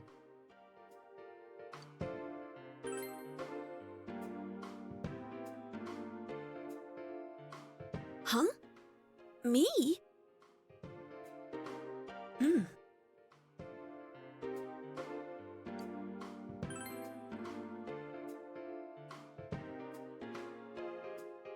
No. If nobody saves them, they'll be killed. That's why I put them in there. Then tell me if my estimation is correct so far. After discovering the Yamano and Konishi incidents, you realized an appearance on the Midnight Channel meant certain death. Thus, to save her from that fate, you kidnapped Yukiko Amagi. You couldn't let her be killed, so you threw her into the TV, preventing the killer in this world from reaching her. And you repeated the process, as more individuals appeared on the Midnight Channel. It all falls into place. His body is weak, but his mind is sound. He's trying to tell us the truth. Yeah, but if the stuff he's saying is true... There's another killer who murdered the first two victims? Indulge us in a few more questions.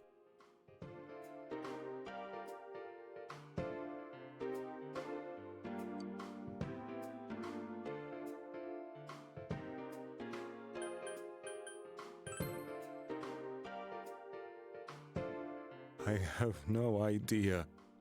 I want to know that too.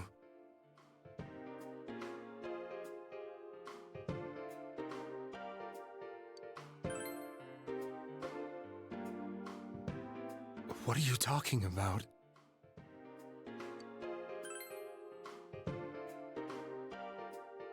I didn't know. I never thought it would be that kind of place. As I thought. You believe me? Did they find him? Did they find the one who did such cruel things? Mayumi. Please calm down. Our ability to find the culprit rests on you. We know about the other world. In fact, we're the only ones who can fully understand what you have to say. Only you? We did blame you for everything at first, but now I think we can accept whatever you got to tell us as truth. Please, tell us everything you can, calmly and slowly. You're willing to listen? Do my story?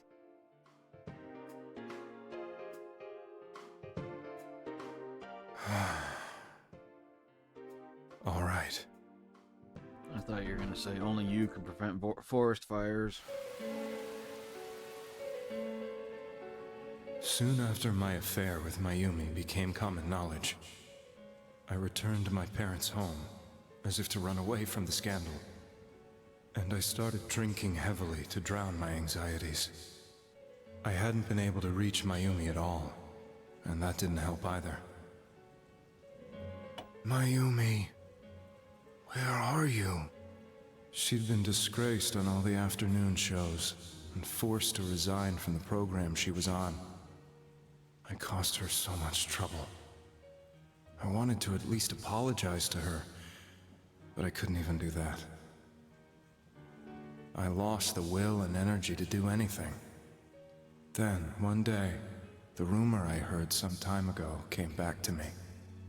Since I had nothing better to do, I sat down blankly in front of the TV and watched my own reflection. And all of a sudden, there was Mayumi. Mayumi? Is that you?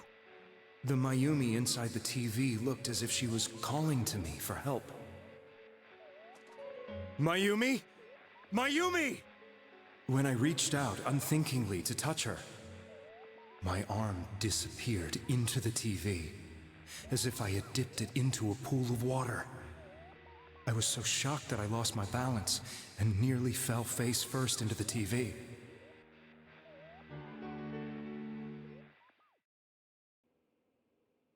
I was so scared. I couldn't understand what just happened. I thought maybe I'd gone insane. In the end, I decided to think of it as just a dream, and I went back to the city the next day after finishing work. The next afternoon when I got to work, I was fired on the spot, as I expected. That wasn't what broke me, though. It was Mayumi being found dead. And not just that, but it had happened in my hometown.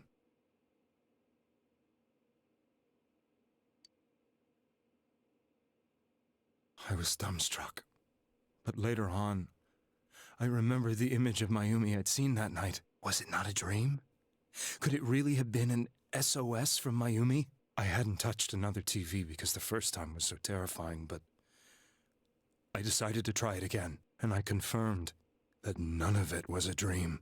So that image, was it something Mayumi showed me, calling for help? That's how I felt. And eventually, you learned of the Midnight Channel.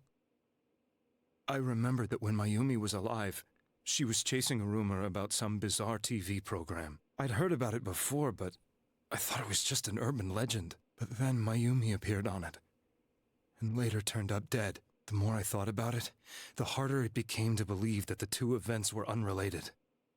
Soon after that, I came back to Inaba to answer the police's questions. I'd lost my job, and I wanted to know the truth of Mayumi's death for myself. Then, on another rainy night, someone else appeared on the Midnight Channel. It was a girl. She looked like she was calling for help, just like Mayumi. The first thing that came into my mind was, maybe this girl will be the next to die. And that was Saki-senpai. I'd been following all the news about Mayumi, so I noticed right away that she was the girl who found Mayumi's body. And if my hunch was right, she'd be the next victim. I didn't want her to die the way Mayumi did, so I desperately kept watching. I was consumed with the idea of rescuing her. Then, little by little, her image on the screen came into sharper focus. It became sharper? How did you find out it was her? After I came back, my father couldn't bear to see me in such low spirits, and gave me a job with the family business. I met that girl when I delivered a package to the liquor store.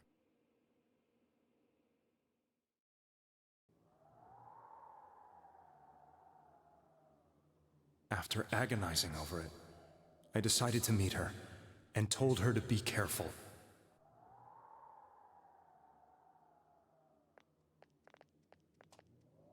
But that same night, on the TV,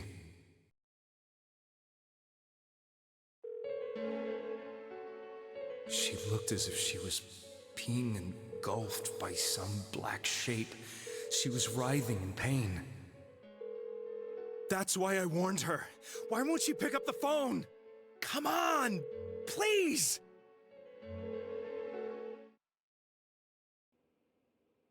The next day, they found her dead. I knew she was gonna be murdered, but I couldn't save her. I blamed myself, thinking there must have been something I could have done. There was no one who depended on me. Nobody at work, not even my wife. Mayumi was the only one who accepted me for who I was. But she was murdered, and the same person killed another girl. I was beside myself.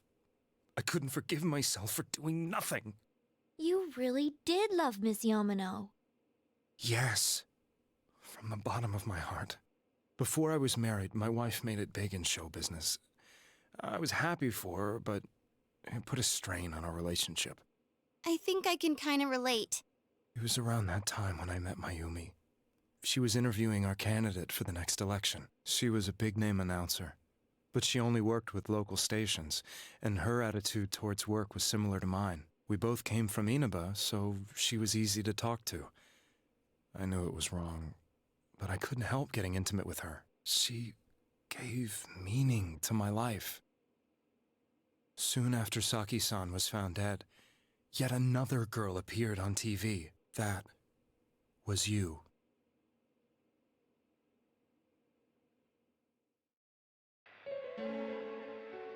She'll be kidnapped next, and murdered.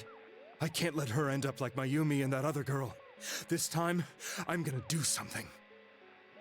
My opponent was a murderer who left no clues to his identity.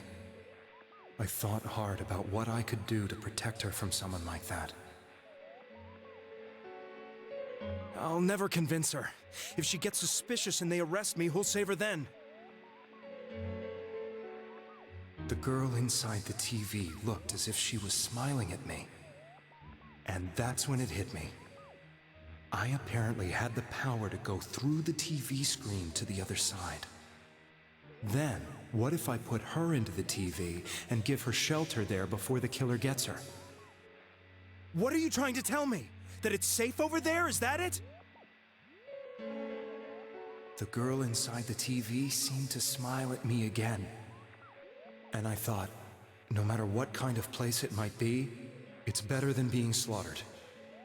Once things calm down, I could just let her out again. If she's inside the TV, there's no way they can find her. It felt as if everything was starting to come together in my mind. Could it be that Mayumi gave me that power to prevent any more victims from meeting her fate? Was it my mission to save people? But there was a big problem. If I explained the situation to the victim, they wouldn't understand. I had already tried that and failed miserably. It seemed the only thing I could do was to take them away. If that was my mission, I'd just have to do it. Or so I thought. Mayumi, please lend me your strength.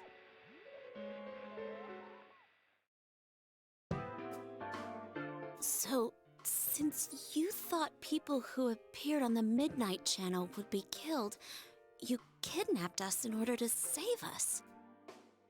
Mission?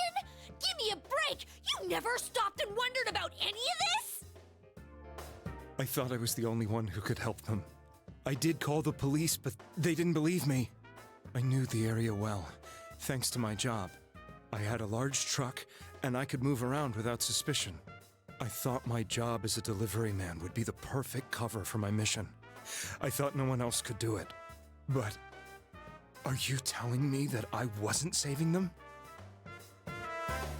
If a person is still within the TV world when the fog appears here, they will die.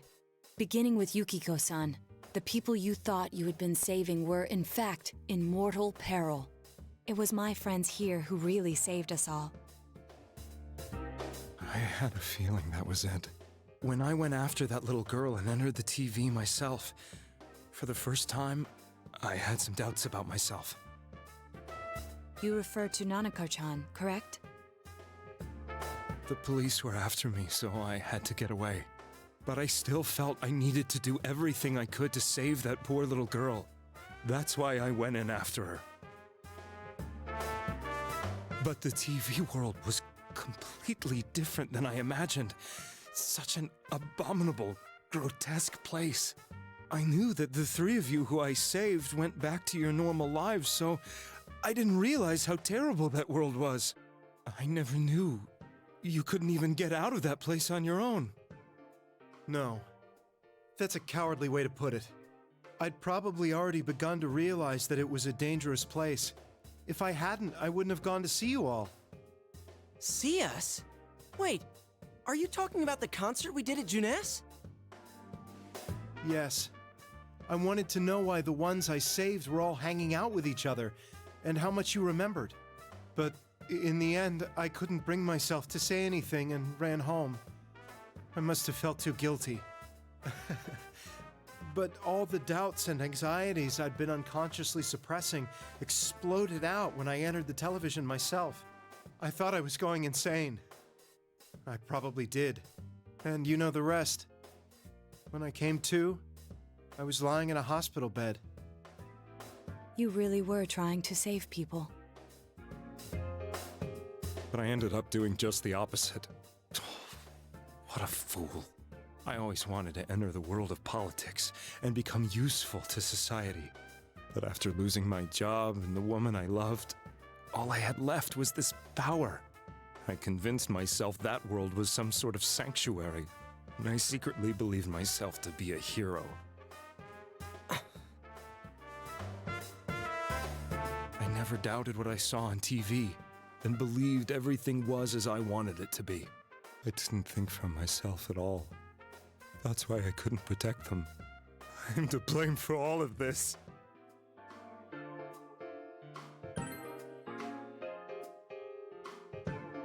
suppose so. But the things I've done are too serious to be brushed aside like that. I have no intentions of running away from my crimes. I'm prepared to face the consequences. Kidnapping is already a serious crime. And on top of that, I put all those lives in danger. I'm sorry. The Midnight Channel and the other world, you can hardly be blamed for failing to understand them properly. We must apologize to you as well. Had we let our emotions blind us to the truth, we would have piled all the responsibility on you. I guess from your point of view, people did stop dying once you started saving people. The more you did it, the more you really believed you were preventing their deaths. I'm such a joke. I'm sorry. I'm getting a little tired. What are you all crammed in here for? My apologies. We'll be leaving now. Wait. I beg you, please, find whoever's behind this. You children are the only ones who know about that world.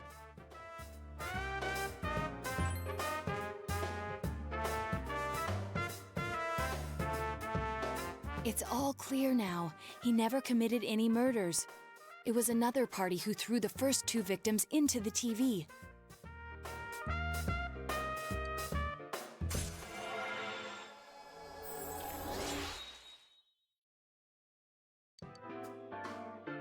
Now get out of here! I told you, he's almost ready to be transported. We can't have anything else happen. Sheesh. I better not see you rascals here again.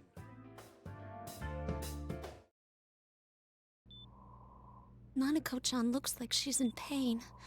She's fighting for dear life. This was the last place we saw Teddy, right? He was so worried about her. How can he flake out like this when we have to find the real killer?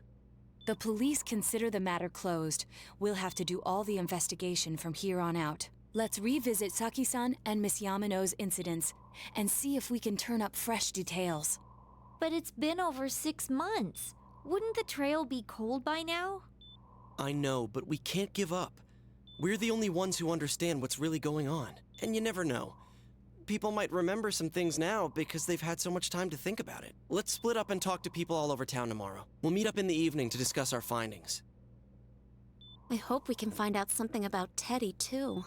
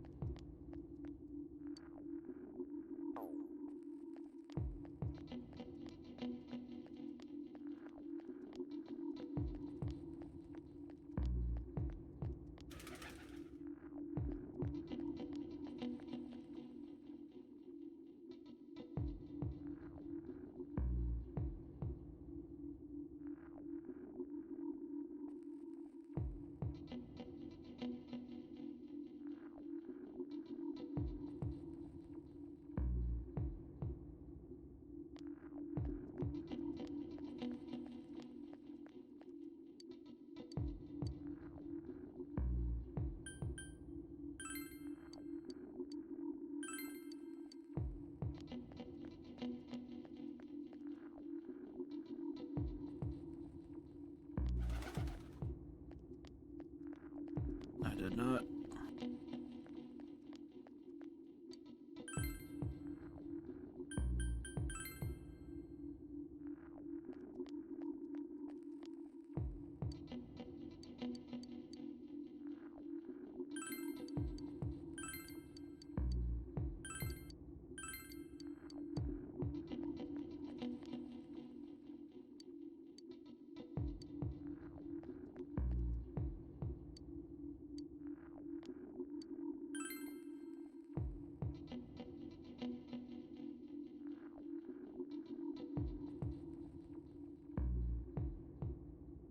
BRB.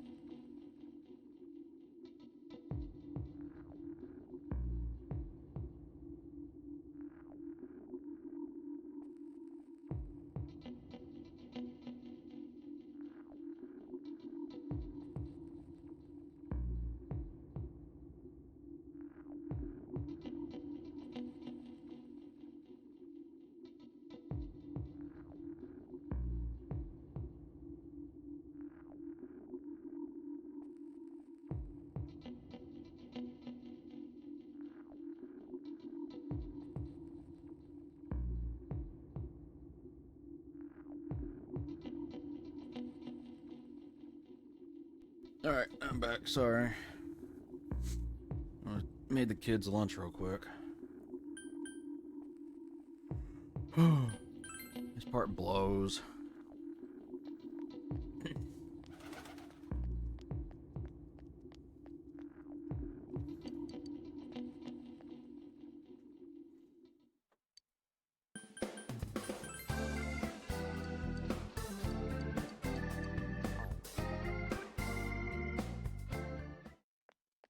Thank you, Wonka.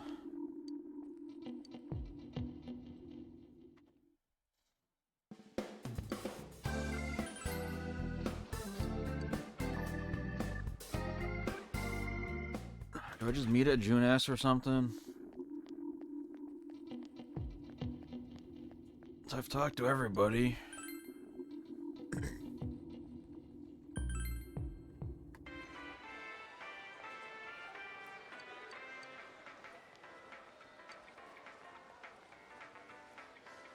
Okay, never mind.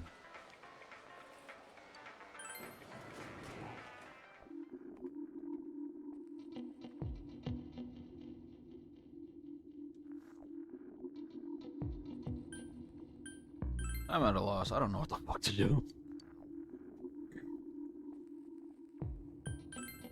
This part is doo-doo feces, man.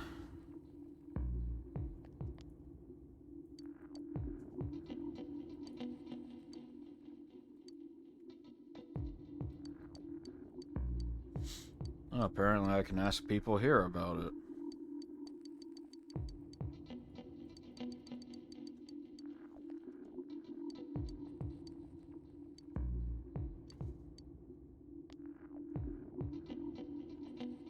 Talk to all the NPCs. That's what you need to do. Yeah, thanks, Captain Obvious, because I haven't been doing that already.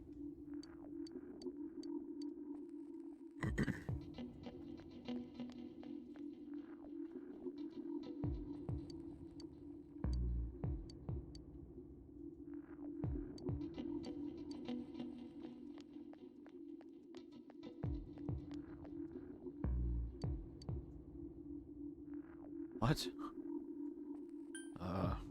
Green, I guess.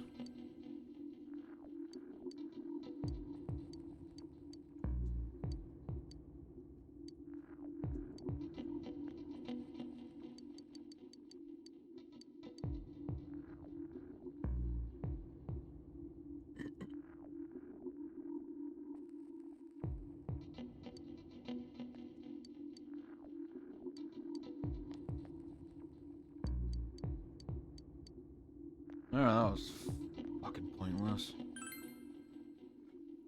I don't know what to do.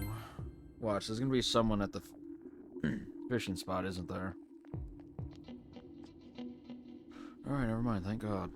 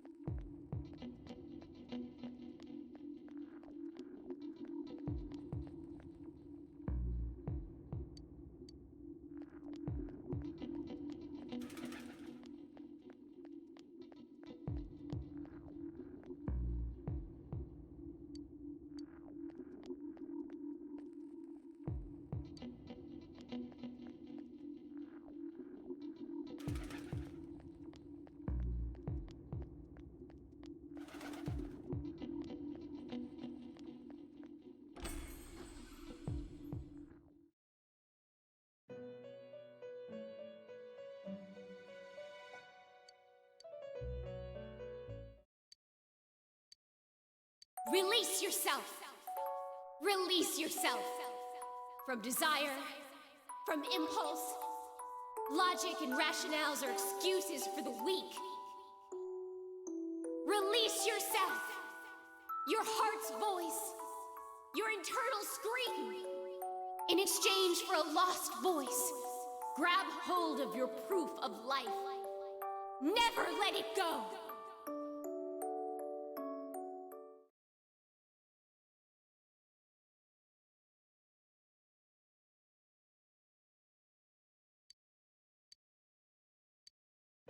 What is this?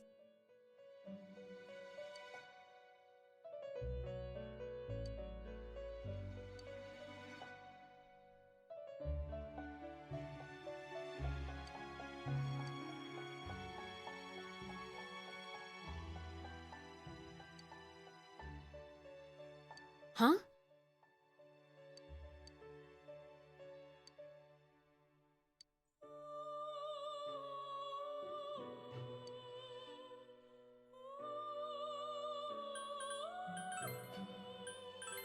Huh?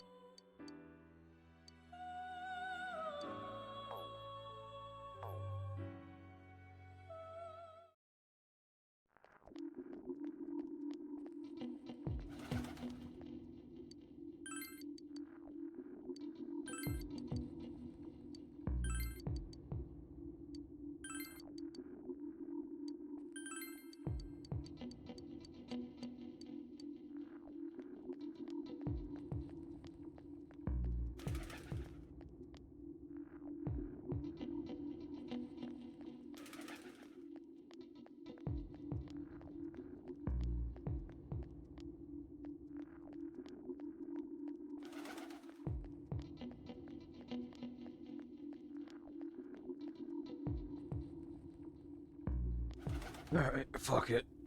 Where's the guide?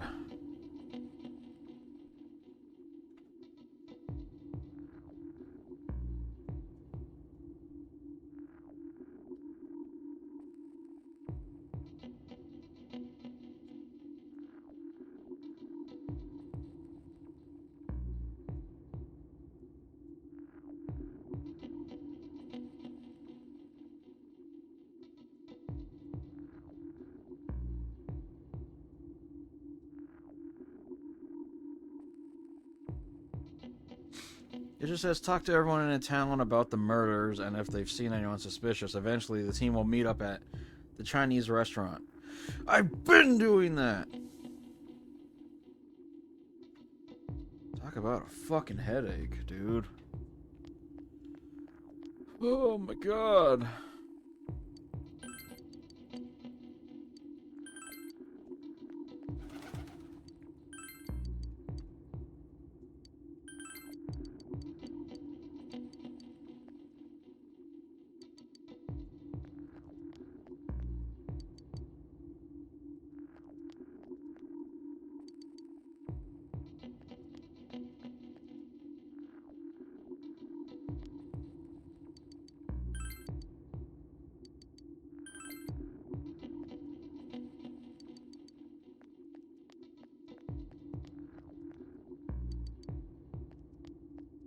I swear to God, if it's this old man.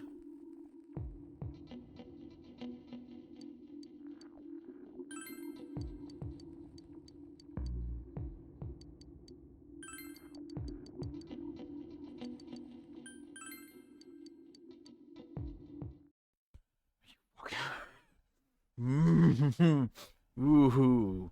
That old man, they're not going to be able to find him.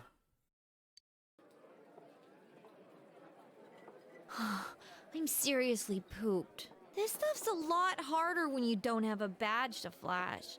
I walked around all day and didn't hear anything good. It was the same for me. There was absolutely no talk about the case whatsoever, let alone the true culprit.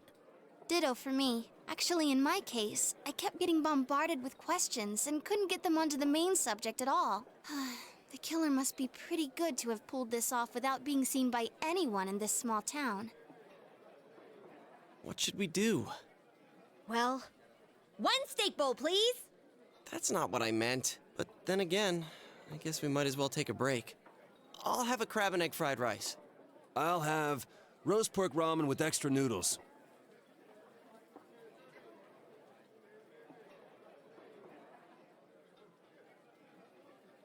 Oh, now that our tummies are full, let's share what we learned, even if it wasn't much.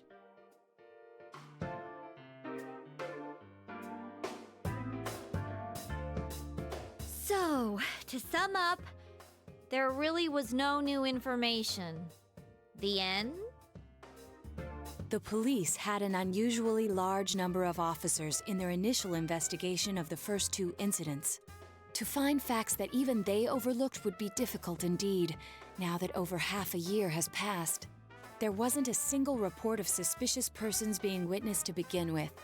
Miss Yamano had ardent fans, whereas Saki-san didn't. But otherwise, the conditions are the same. You know, every time I tried to ask about the case, everyone ignored me and kept ranting about the damn fog. Yeah, that or the Midnight Channel. I asked around about Teddy too, but no one's seen him. Gee, I wonder where he could have gone. Do you have anything, Naoto? Any new, deductions? Without any new data to work with, there isn't much I can do. But there must be someone in town who meets all the criteria for this case. The killer must have a connection to both Saki-san and Miss Yamano, as well as be in a position to observe our actions periodically to some extent. Finally, it must be someone who could approach Senpai's house without arousing suspicion. I need some fresh air before I give it more thought. I'll be outside.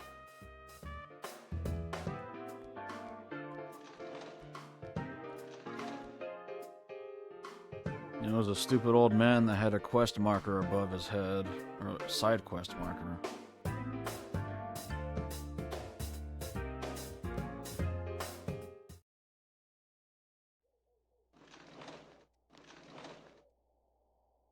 It's snowing. No wonder it's chilly. That's not snow. It's freezing That's out the here. ash from Silent Maybe this will Hill. help clear my head and get my deductive muscles flexing. Hey, is it snowing? Too bad the fog's so thick. The snow just gets lost in it.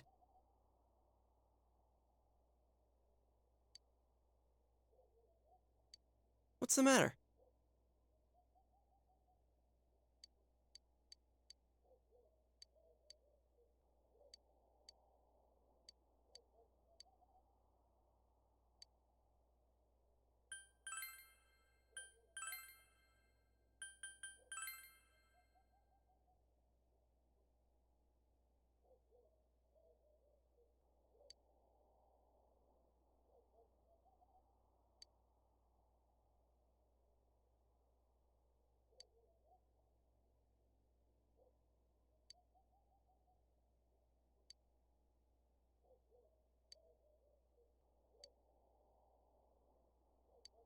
Huh? What about him? Detective Adachi. A member of the police force. That is an interesting approach. It would certainly explain the lack of witness reports. It's the same reason no one ever reported seeing Namatame's truck. This is a small town, so everyone must have known who he is. And since he's a detective, people definitely wouldn't have thought of him as being suspicious. In fact, he could use his position to his advantage and hide critical information. Huh. Well, if you think of it that way, I guess it's possible. But we're talking about Adachi here, right? I mean, really? Adachi? He's your textbook lousy detective. Are we really on the right track here? Actually, regarding Detective Adachi, I'm not sure how to put it, but there's something that's been bothering me about him for some time now. Yeah? Perhaps it's just my imagination, so I shouldn't speak too... It's cold. I think we've cooled down enough here. Let's go back in. I see. Adachi-san? That can't be. I mean, he said he came to escort Miss Yamano and...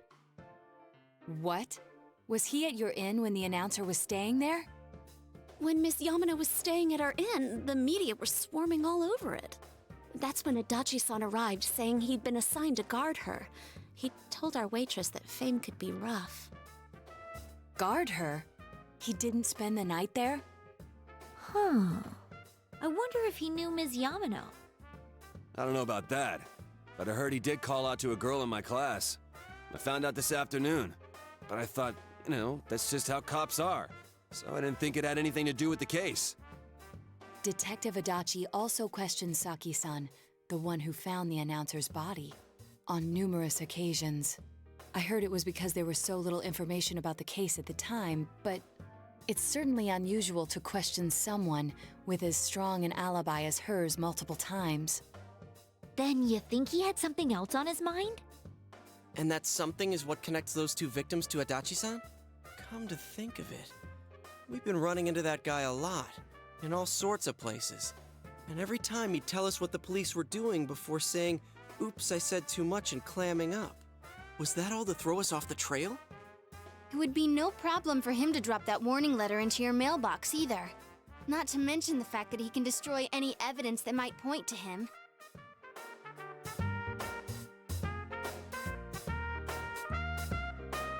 Then, is it really Adachi-san?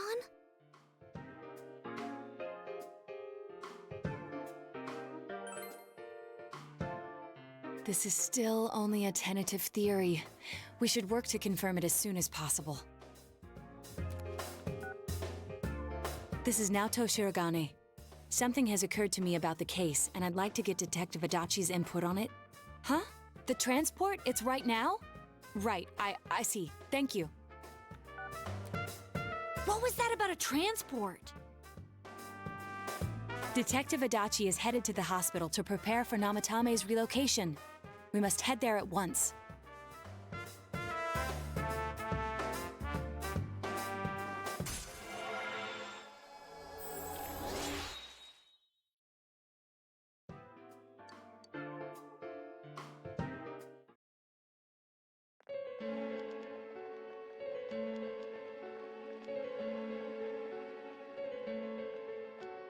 Huh?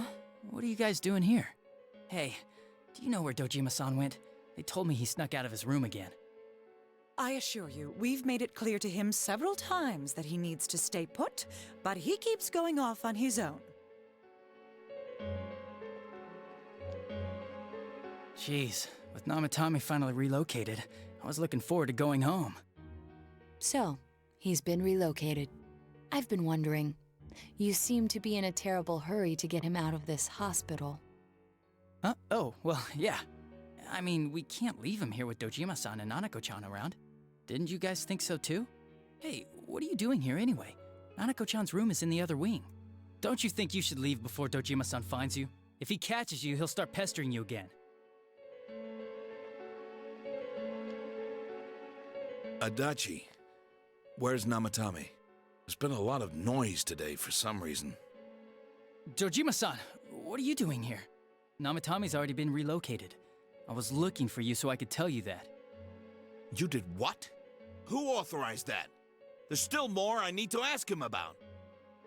Give me a break, Dojima-san. Those first two murders have been bothering me. His motives are shaky and his alibi is rock solid. We closed a lot of loopholes on the basis of his testimony. But that part's still nagging at me. Is this more of your detective's intuition? He's already been relocated. It's no use hassling me about it. And you kids should really get home too. You're gonna get in the way of police business. What's gotten into you today? It's odd to see you taking work so seriously. Come on! I'm always giving 110% when it comes to the job. You should get back to work too, Dojima-san. Your current assignment? Get better as soon as possible. What are you all doing here? We came to confirm something with Adachi-san.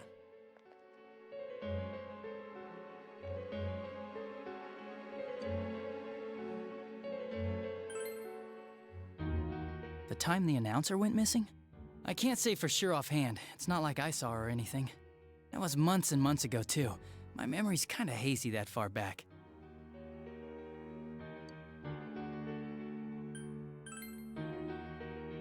Why wouldn't I question her? She discovered the announcer's body.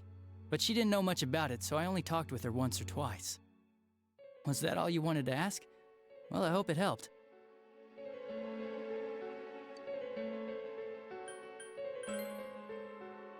Warning letter? The one that was delivered to his house. It's in police custody now, correct? I don't really remember. Hey, what do you mean you don't remember? I gave it to you to take down to the crime lab for processing. You're telling me you forgot? I'm sorry. Your accident was right after that, and what with one thing and another, it sort of slipped my mind. Besides, that thing was just a prank, wasn't it? Jeez, what are you asking me all this for? For crying out loud, what's this all supposed to be about? Dojima-san, you really need to get back to your bed. That's why your wounds aren't healing. And you all need to go home right now. Do you have any idea what time it is? I'm going back. I need to get to the station and report in. Just one more thing, please. We know for certain now that the first 2 murders weren't Namatame's doing. Someone else killed them. Adachi-san, do you have any idea who that might be? I have no idea what you're talking about. 'Cause we think it might have been you. What? That's ridiculous! We already know Namatame's the one who put them all in! What did you just say? Put them all in? What's this putting them in business? Do you know something about the method behind their murders? Don't tell me that all that talk about TVs and whatnot from before was...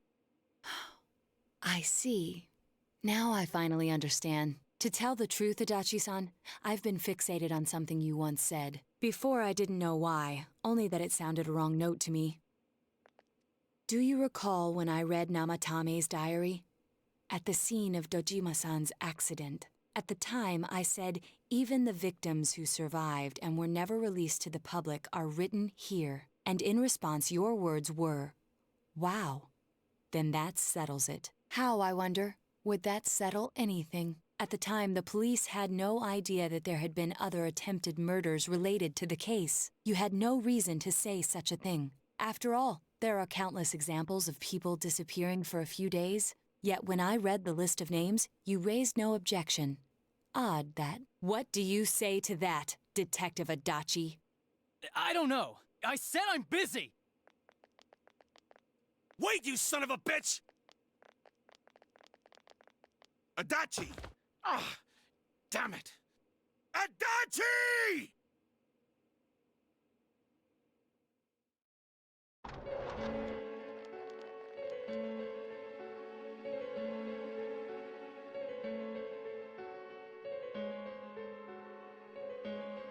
What the? I swear he ran this way! Damn it! Where the hell did he go? Did you find him? I contacted security. Nobody's seen Adachi and there's no record of anyone leaving this area. So he must be still in this ward somewhere. He's still here? But we looked! We didn't find him anywhere! That bastard. Dojima-san? For heaven's sake, what are we going to do with you? Sorry.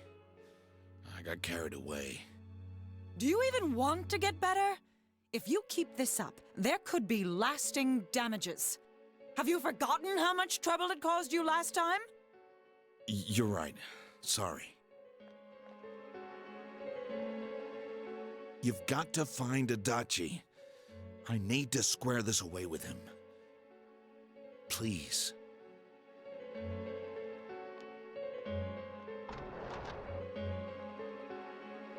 He hasn't left this ward yet? I don't think he would, but could he have... Yeah, I think so. If he's the killer, he can go through, right? You mean he went in through here? We searched every inch in the direction he ran off. There's nowhere to hide. I don't think we could have missed him. He was cornered. It's highly probable that he escaped there. If he does indeed turn up on the other side, that should prove beyond a doubt that he is the true culprit. Damn. So I guess we were right. What do we do now?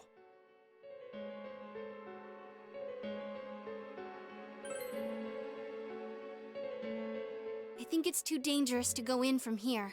We're not 100% positive he used this TV, and on top of that, we don't know where it might lead. Let's go in from Jeunesse like always. It'll be fine. So long as we're ready for him, we'll crush that jerk in one strike.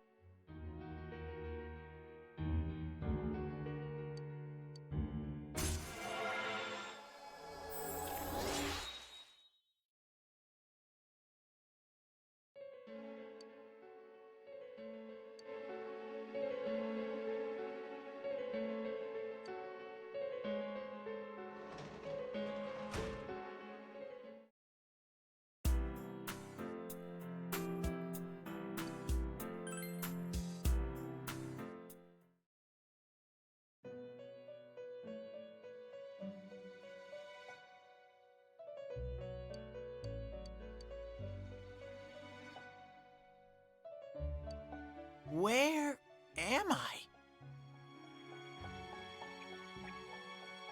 Sensei? Why are you here?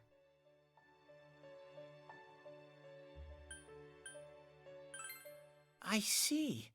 How mysterious. There are so many things I don't know about. But I did realize something. I've been thinking all this time about who I really am. But I couldn't find the answer. I was no one from the start. Humans live in the other world, and shadows live in this world. From the beginning, that's all there was to it. I was just a shadow in that world. You're always so kind, Sensei. I figured something out. That day at the hospital, I realized that I really can't do anything. As soon as I thought that, I lost consciousness. Then when I woke up, I was inside the fog. Shadows can't stay in the human world. They aren't allowed. I walked and walked, but there was nothing all around me. Just when I started thinking that I couldn't go anywhere, I heard the noise of a car. And then I was here. I remember lots of things now. My world is a place shaped by human thoughts. One day, a shadow living in that world awakened to human emotions. But humans and shadows are completely different entities. So he made himself forget that he was a shadow. He wanted to forget. He wanted people to like him. And that's how he came to look like this. I really am stupid. What the other Teddy said before, in the end, it was all true. No matter how much I search for myself, I have no self. There was no me to begin with. I'm just a shadow that took a different form so humans would like me. It would have been better if I had never remembered, but I did. I'll probably turn back to a regular shadow soon. Oh yeah, Sensei, one day, when you meet Nana-chan in heaven, apologize for me. Tell her, I'm sorry I couldn't do anything. Tell her, I'm really sorry. Huh? Really?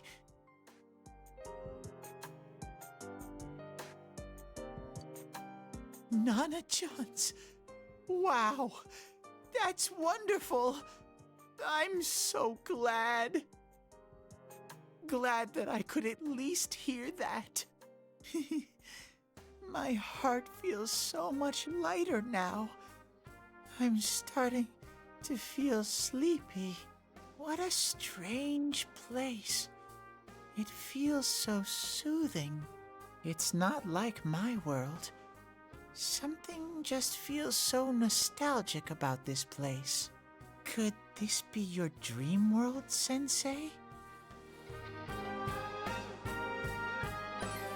Uh-huh.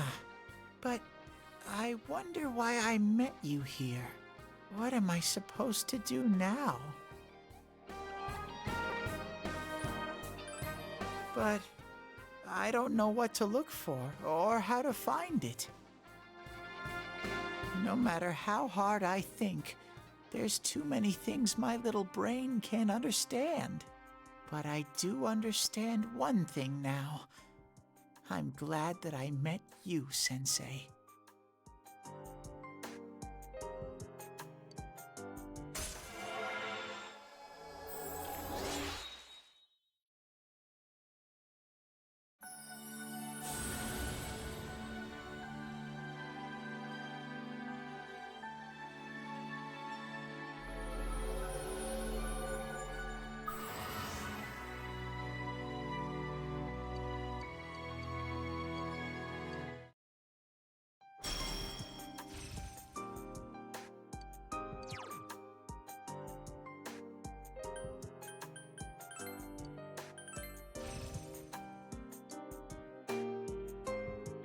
But I have to get going. This is your place. It doesn't seem like somewhere that I'd be allowed to stay. Goodbye, Sensei.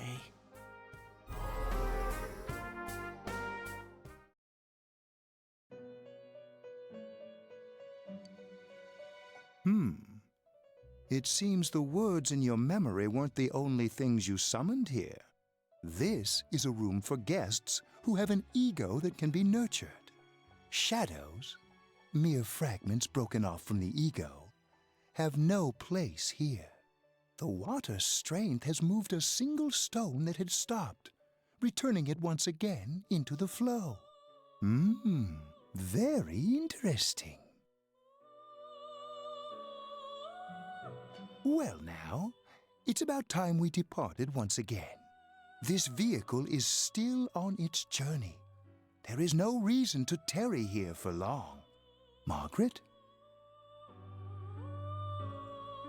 We're ready to go. Let us depart.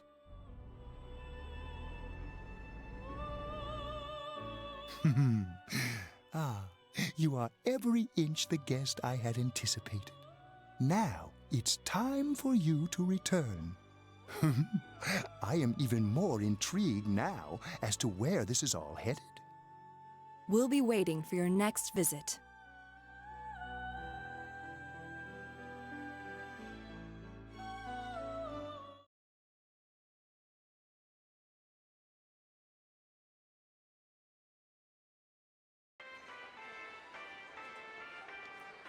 How did it go? Did you find Teddy? No, and no one's seen him either. Ugh, that annoying little furball. Just when we're at a turning point in the case, too. We have no choice. Let's pursue Adachi for now.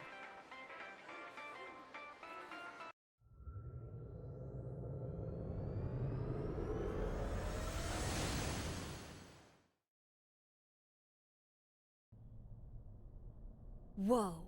Look how dense this fog is. It's gotten even worse than before. What the? There's this malicious aura everywhere. It feels completely different from the last time I was here. I think we'd better hurry. Give me a sec to try finding Adachi.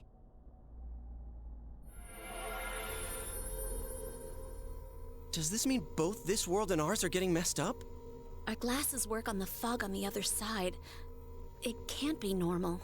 And I heard more people are falling ill because of the fog. I wonder what's going to happen. I sense him. Adachi's definitely in here. Are you serious? Which way? Hold on. So he did come to this side. Well, that settles it. There's virtually no doubt remaining that he's the true culprit. Once we capture him, solving the mystery of this world and the rest of the case can't be far behind. Then maybe we'll find out where Teddy came from, too. Man, where is that bear anyway? Well, I can say for sure he's not here. And I know Adachi is here, but I can't track him down myself. Gee, Ted, why aren't you here when we need you most?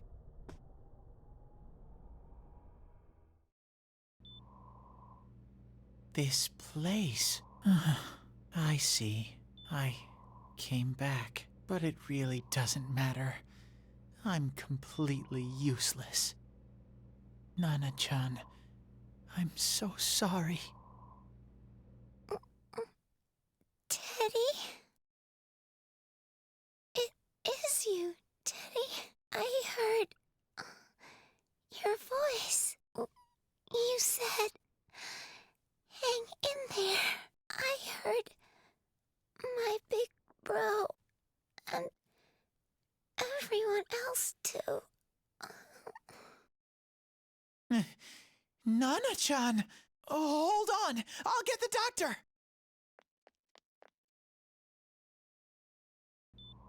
It seems she's asleep again. Nana-chan told me that she heard my voice. She heard me say, hang in there. It could be that her frankly miraculous recovery was because everyone's voices reached her. Even unconscious, people are capable of hearing others' voices. My voice. And theirs too. Everyone. In any case, there are too many things we don't understand about her condition and what caused it. We're doing our best, but it's difficult when everything about her illness is a total unknown. Unknown? Well, if anything happens, please send for me.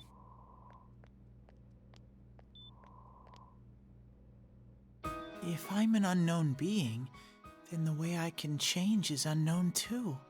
So all I have to do is make them not unknown. Nana-chan's doing her best. Sensei and the others are probably fighting now too. I'm just a shadow, but Nana-chan cheered up when she heard my voice. So what if I'm just a shadow? There must be something I can do. I can't just give up thinking about things. That's why I came back here. Right, Nana-chan?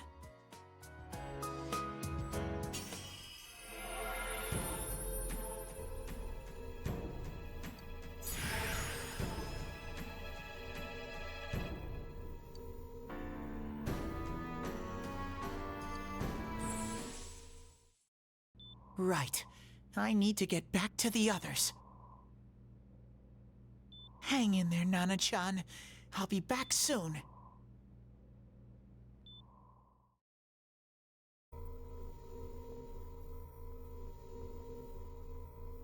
It's no use. I can only tell that Adachi is here, not his exact location.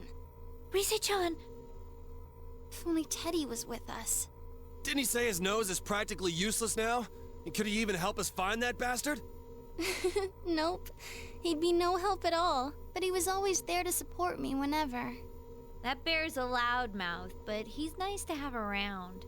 He's always so full of energy. He's lighthearted and always optimistic.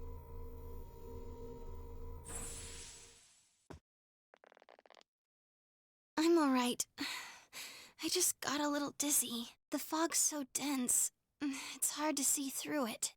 Why don't we call it a day? It won't do us any good if you collapse. I agree.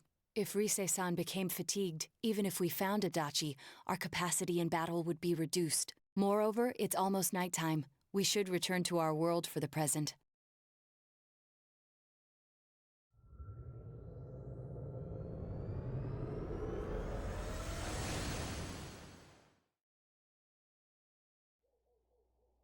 Damn it! We came so far to run smack into a dead end! I know he's in there too. What's wrong with me? My powers are completely useless.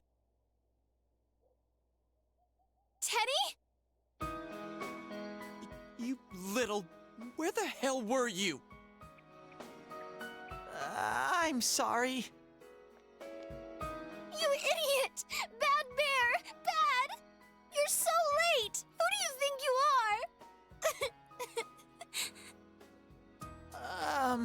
Rise-chan? Are you faking? No, stupid! Sorry. I want to help you all again. You know how much trouble you caused, you dumb bear? Where the hell were you? I'm sorry. I figured out a lot of things. Stuff about me and that world. I wanted to tell you all.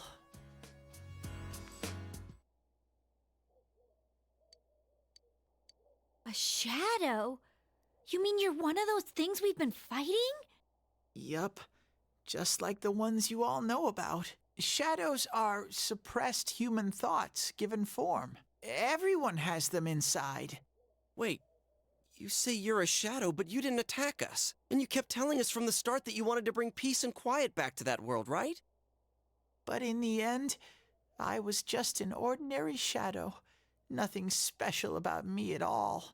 I did everything I could until now to try and make my world peaceful. But instead, the weird fog started seeping out into this world too. I'm sorry. I'm really sorry. If I really was special, then maybe...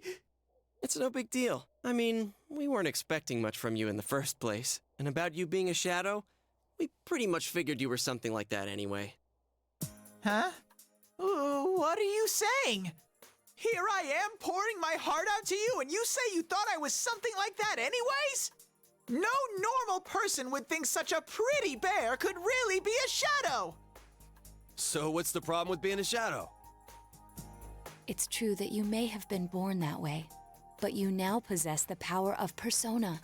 A shadow is suppressed power. Once controlled by the ego, it becomes a persona. Doesn't it follow, then, that you must have developed an ego?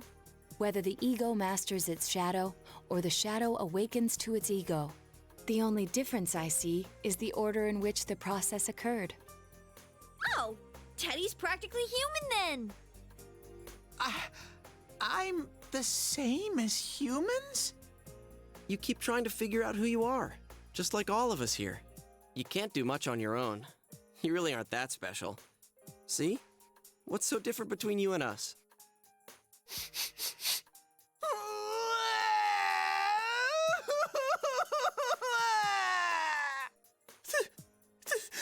Thank you!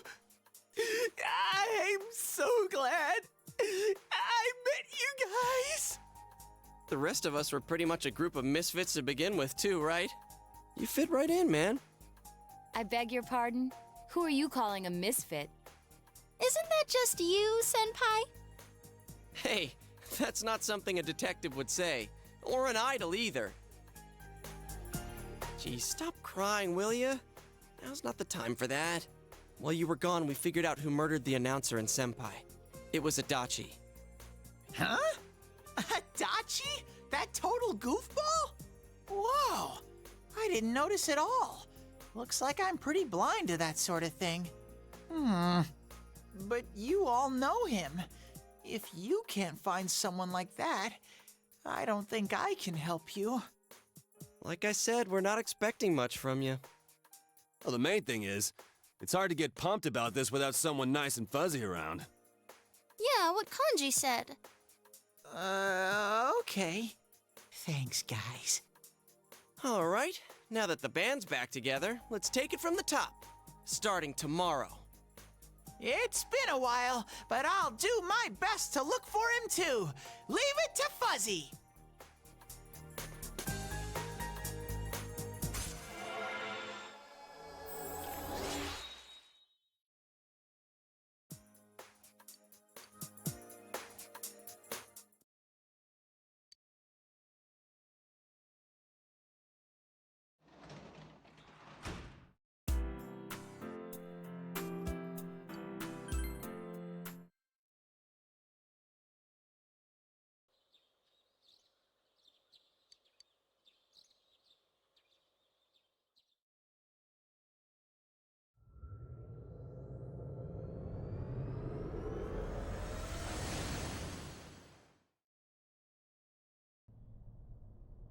I'll give it a try, but if Risei-chan couldn't find him, I really doubt someone with a dried-up nose like me will be much help.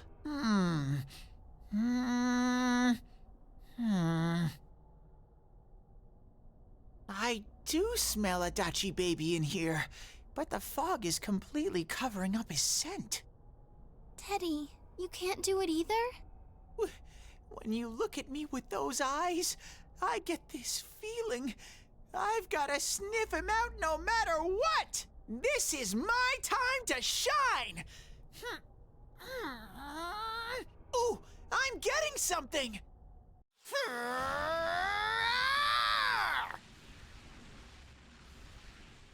Teddy?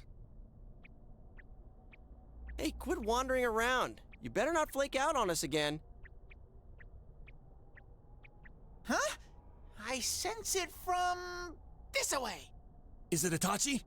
How do I put it? It's kinda hazy, but at the same time, it feels like I've got a whopper on the line. I don't get it. Very suspicious. This definitely smells. But that's weird. If I remember right, that's where Sensei, Yosuke, and Chie-chan came from when I met them for the first time. Where was that? Oh, you mean that creepy-ass room where all the faces on the posters were cut out? Yep, there's someone there. Teddy, you really are amazing. It was just dumb luck. It's because that's where I first sensed Sensei and the others. That's why it kinda smelled over there. Oh, I see. Wait, did you say it smelled? Wasn't that the room where Yosuke had to go to the bathroom and... Huh? You're saying he peed his pants there? Ew, I don't want to hear it. Oh, you lie so bad! Dude, I did not piss my pants! Chie, quit spreading random rumors about stuff like that. Well, it happened so long ago, my memory's kind of fuzzy, you know? Okay, guys, enough fuzziness. Follow me, the master of fuzzy logic.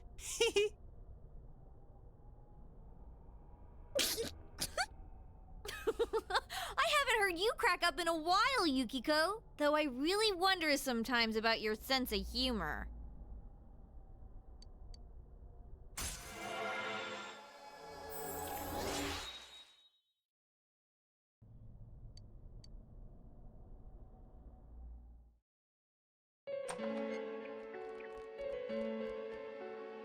Damn bitch. I noticed her first, and she just had to run off and have an affair. Who's there? Oh, it's you guys. You're very persistent.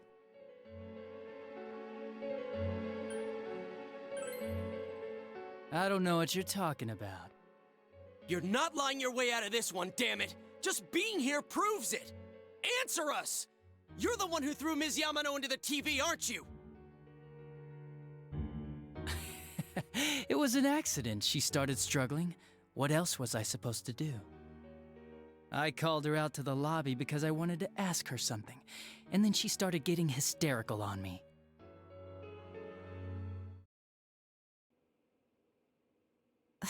Who are you? And what's this something important you called me out here for? What they say on the news isn't true, is it? All that talk about you having an affair and whatnot? It's all a lie, right? Why do I have to explain myself to you? I see. So you don't deny it. You caught my eye. But it turns out you're another worthless bitch. What's wrong with you? Don't make me call for help. Shut up. Shut up. Shut up. I think you need to see what it's like to fear for your life. It'll get your head straight. What are you going to do?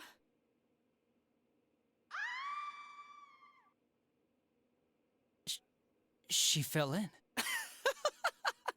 Wow, so people can go completely inside.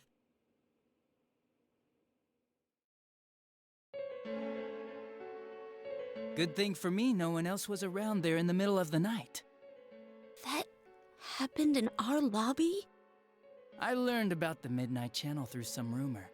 You hear a lot of fishy stories like that on the Force. But it was pure coincidence that I touched the screen and discovered my power. I burst out laughing when I found out. I knew right away that this was going to be interesting. So you tested it out on Mayumi Yamano?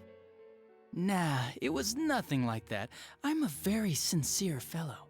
I was just trying to punish the stupid bitch a little for betraying me. Yeah, putting them inside the TV was never the plan. But you know, both Mayumi and that dippy high school girl struggled for no reason. Then you were responsible for Saki-senpai's death! Saki? Oh yeah, her name was Saki Konishi, or something like that. At first I just called her in because of work-related stuff, her being the one who found Mayumi's body and all.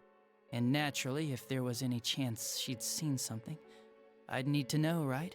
So I was all set to be a nice guy to her, and then that bitch.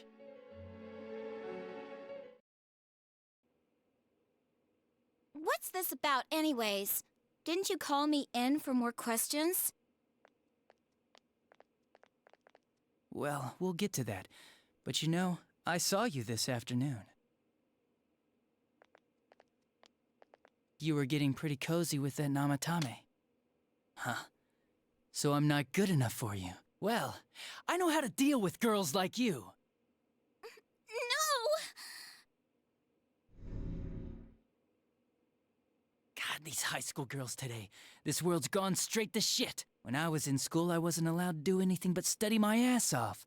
I was supposed to be the best of the best, and instead they stick me in the boonies. But I guess I got the sweet power to make up for it. Life's not so bad after all. Get on your knees and beg, and maybe I'll let you out. Yeah, like that'll happen. As if I'd walk into a death trap like that.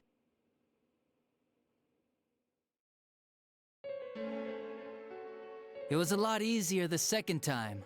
High school girls are thinner, you know? Lighter. You son of a bitch! Come on, give me a break. I didn't know it was dangerous inside the TV. It's not like I was trying to kill them. I mean, I'm sure they hit on Namatame, not the other way around. A council secretary will one day rise to public office himself. Mayumi and that high schooler were just gold digging. They got exactly what they deserved. I didn't do anything wrong at all. Shut the hell up! You knew from what happened to Mayumi Yamano that people die in here! So what if I knew?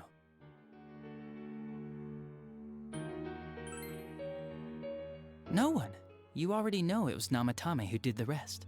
He called the police in the middle of the night just after they found that Saki girl's body. The rest of the force had their hands full with the double homicide, and it happened that I was the one who took the call.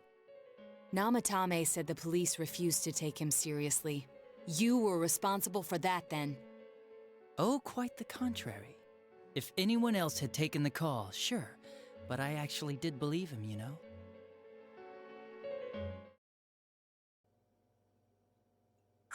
That's the pattern to the 2 deaths so far? And now you're seeing a girl in a kimono on that weird program, and you think she'll die too, is that right? Namatame-san, do you seriously expect us to believe something like that? But it's true! If there's any way the police can protect her... Listen, there's no way the police are going to make a move based on a fantasy story like that. It does sound interesting, though. But... Oh, I have an idea. If you really want to save her that much, why not do it yourself? Like, you could shelter her somewhere. Someplace where no one could find her. Where no one could find her? Save her yourself. You can do it. I'm busy, so I'm hanging up now. Bye.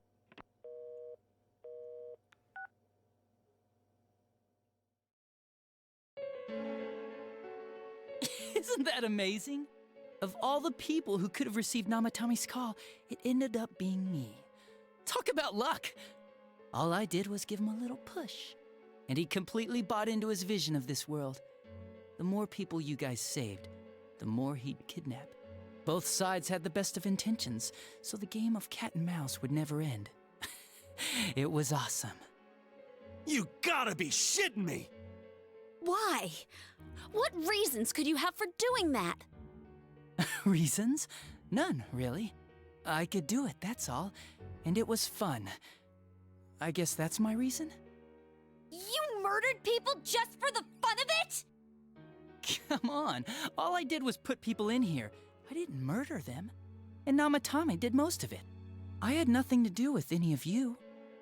You're just dodging the blame! Yeah? Then how would you prove it? He put people inside TVs?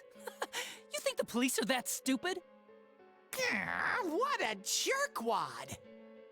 I do admit, though, I never thought you guys would manage to track me down. I like that. Games like this gotta have surprises or they get boring fast. It's like when I dealt with that Kubo kid. That was fun, too. Then, you mean to say that Mitsuo Kubo's disappearance was your doing as well? I did sense something odd in his course of action.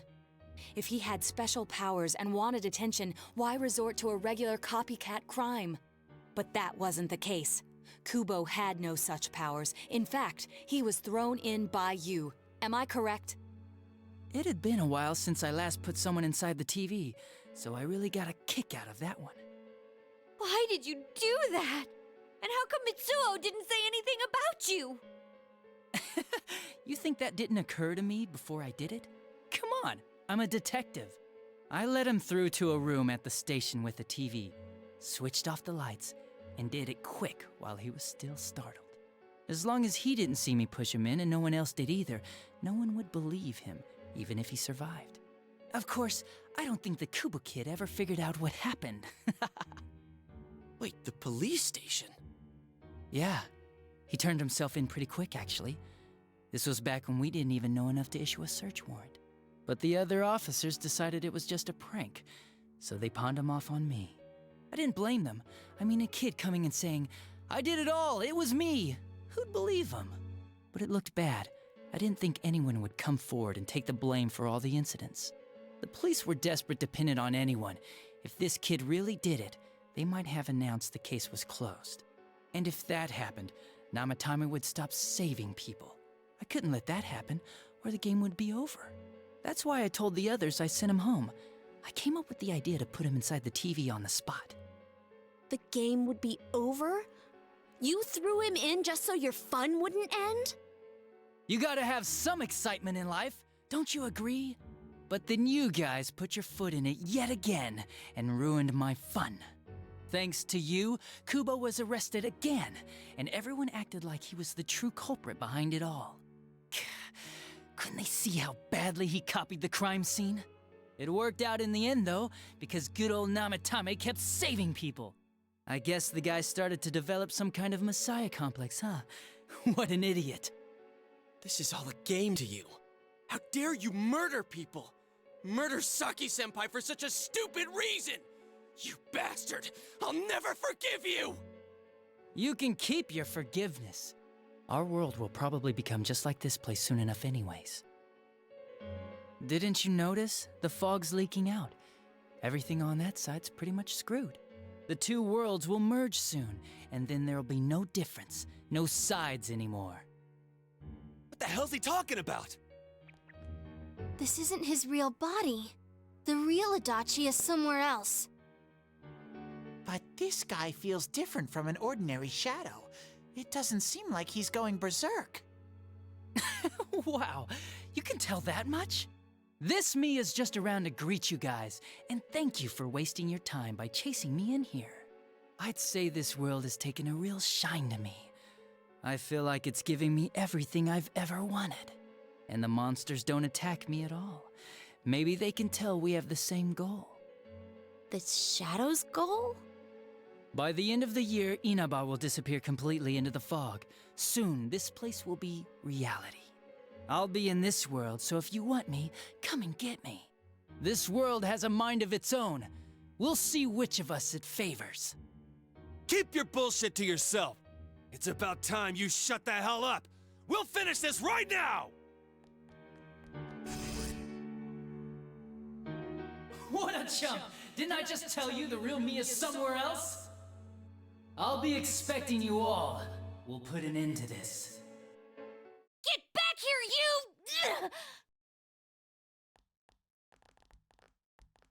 you! That stuff about the world's mind and how this place will become our reality. Was he serious?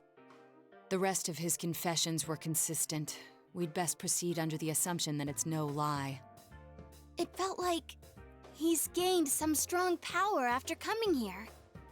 Not only that, maybe he got taken over by that power. So what he said about the two worlds becoming one, that's really gonna happen? Didn't he say that it would happen by the end of this year? What happens then? I think he means this world will engulf the human world. The people in town are acting weird. It's like when the shadows that emerged from people went berserk.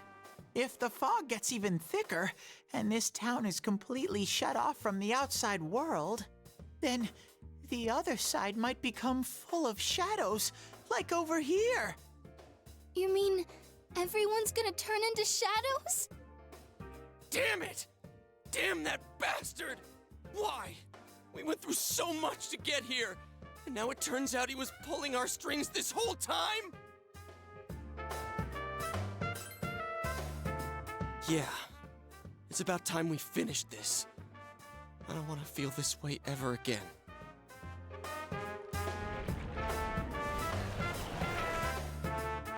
There's a path we can take now. I sense Adachi's presence from that direction. He's taunting us. Bring it on! Let's go kick his ass right now! Wait, I suggest we prepare ourselves first. We can't let him stab us in the back ever again. We must face him with all the power at our disposal and defeat him without fail. I'm a little worried what he means by the end of the year, but now's not the time to freak out. Let's get prepared. Let's get over-prepared and leave footprints all over his stupid, smug face!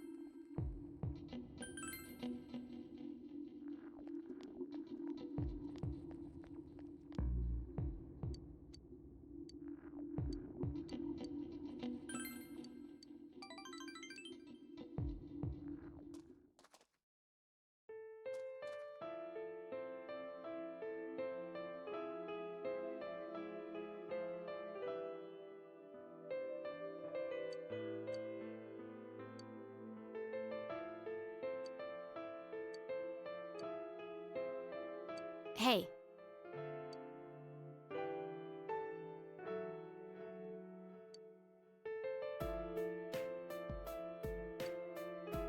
How stupid.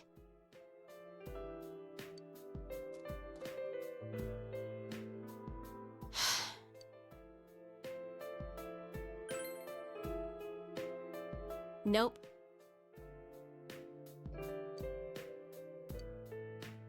Fine.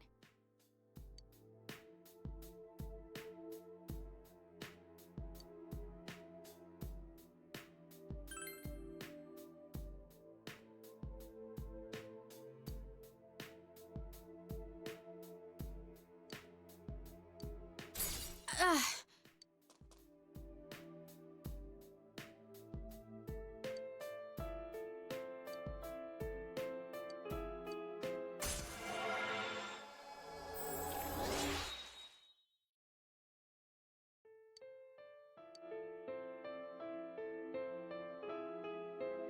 Fine.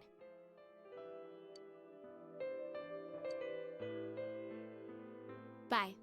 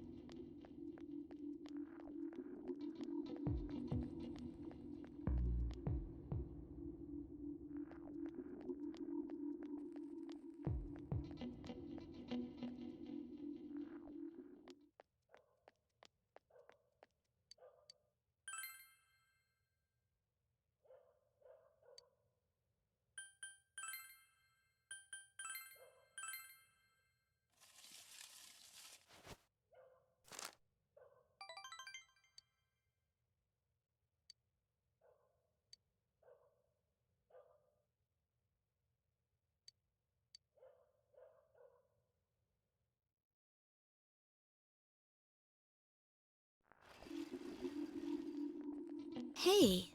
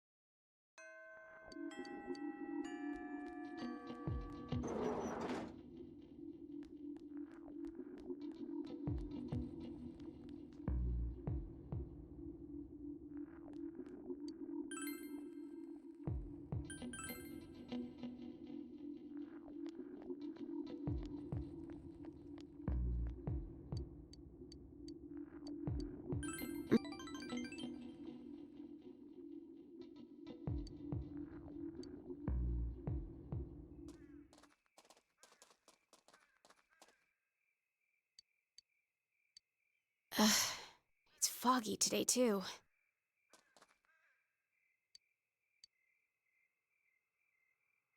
I'm actually scared that I can't remember anything. Everything about me is borrowed. Everything is just on loan from that room. If I return what I borrowed, I won't have anything left. The name Marie, this body, this voice, they'll all fade away. I feel like that's what'll happen to me. So I thought, if only I could at least remember something. But I couldn't figure out anything. It's really scary. Maybe I don't have any real memories to find.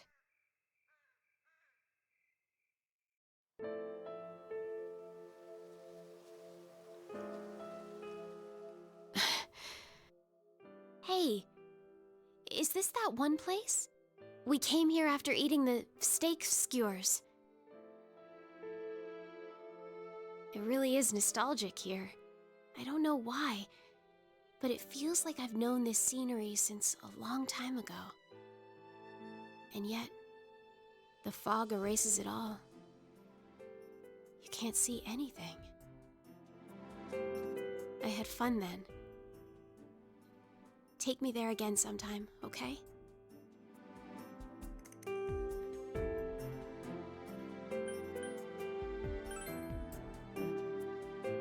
Of course I remember, you stupid jerk-faced twerp. I remember. It's a memory. A memory of you and me. Huh. Yeah, I remember. I feel stupid now. It feels incredible. Hey, can we make more? More memories? Dummy, of course you will. can't make any without you. I don't have to hurry, huh? Even if I don't have memories, I can make more. Thank you. I'm sorry, it's just that I'm happy.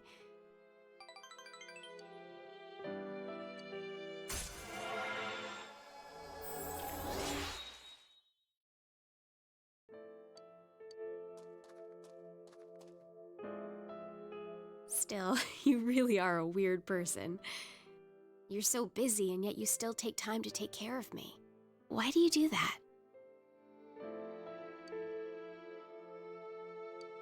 Why?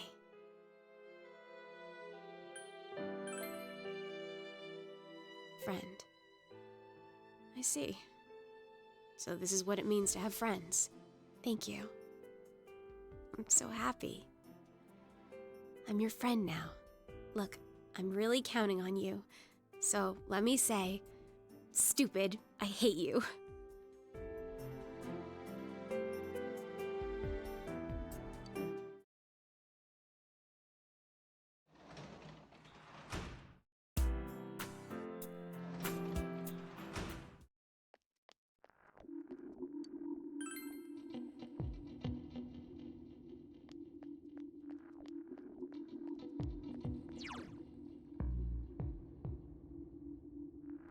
Be right back.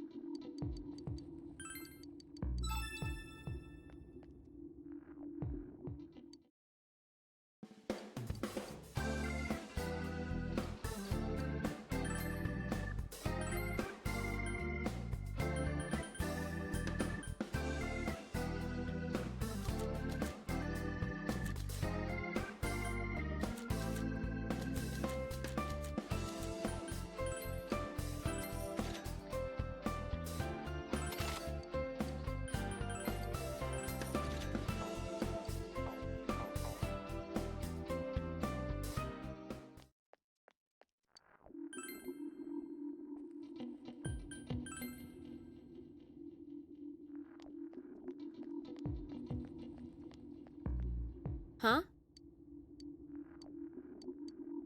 Oh!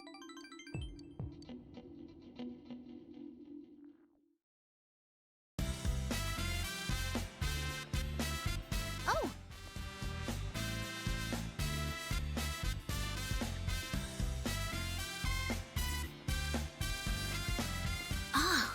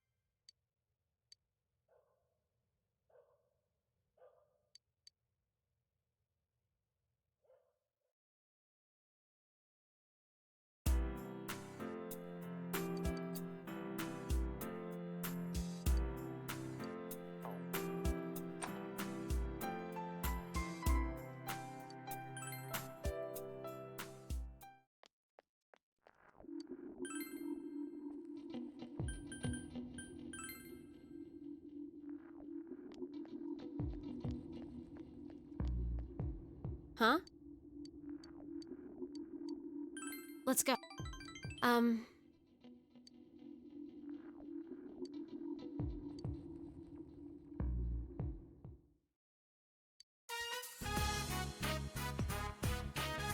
Jeez. Fog again? Really bugs me that it has to be foggy now. It's tough, hard to bite into, and it got cold while I was still eating it. It was tasty. I remember it all from when we came here. This place, this taste, and you. Huh. This is a memory. A new memory. One that has no ties to who I was before. I can feel it now. It makes me happy.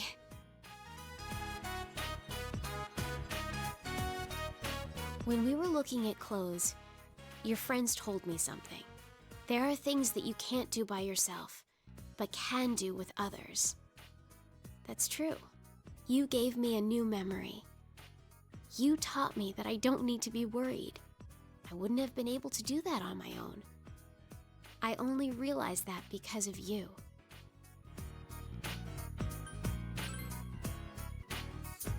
I enjoyed it too. The outside world is fun, but that's not what made my time outside so enjoyable.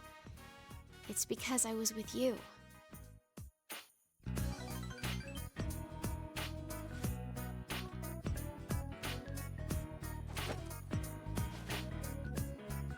Hey, you can have this.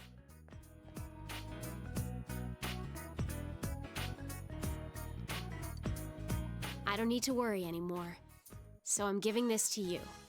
Finding memories, making new ones. Either way, I'll be with you, right? So, I want you to have this.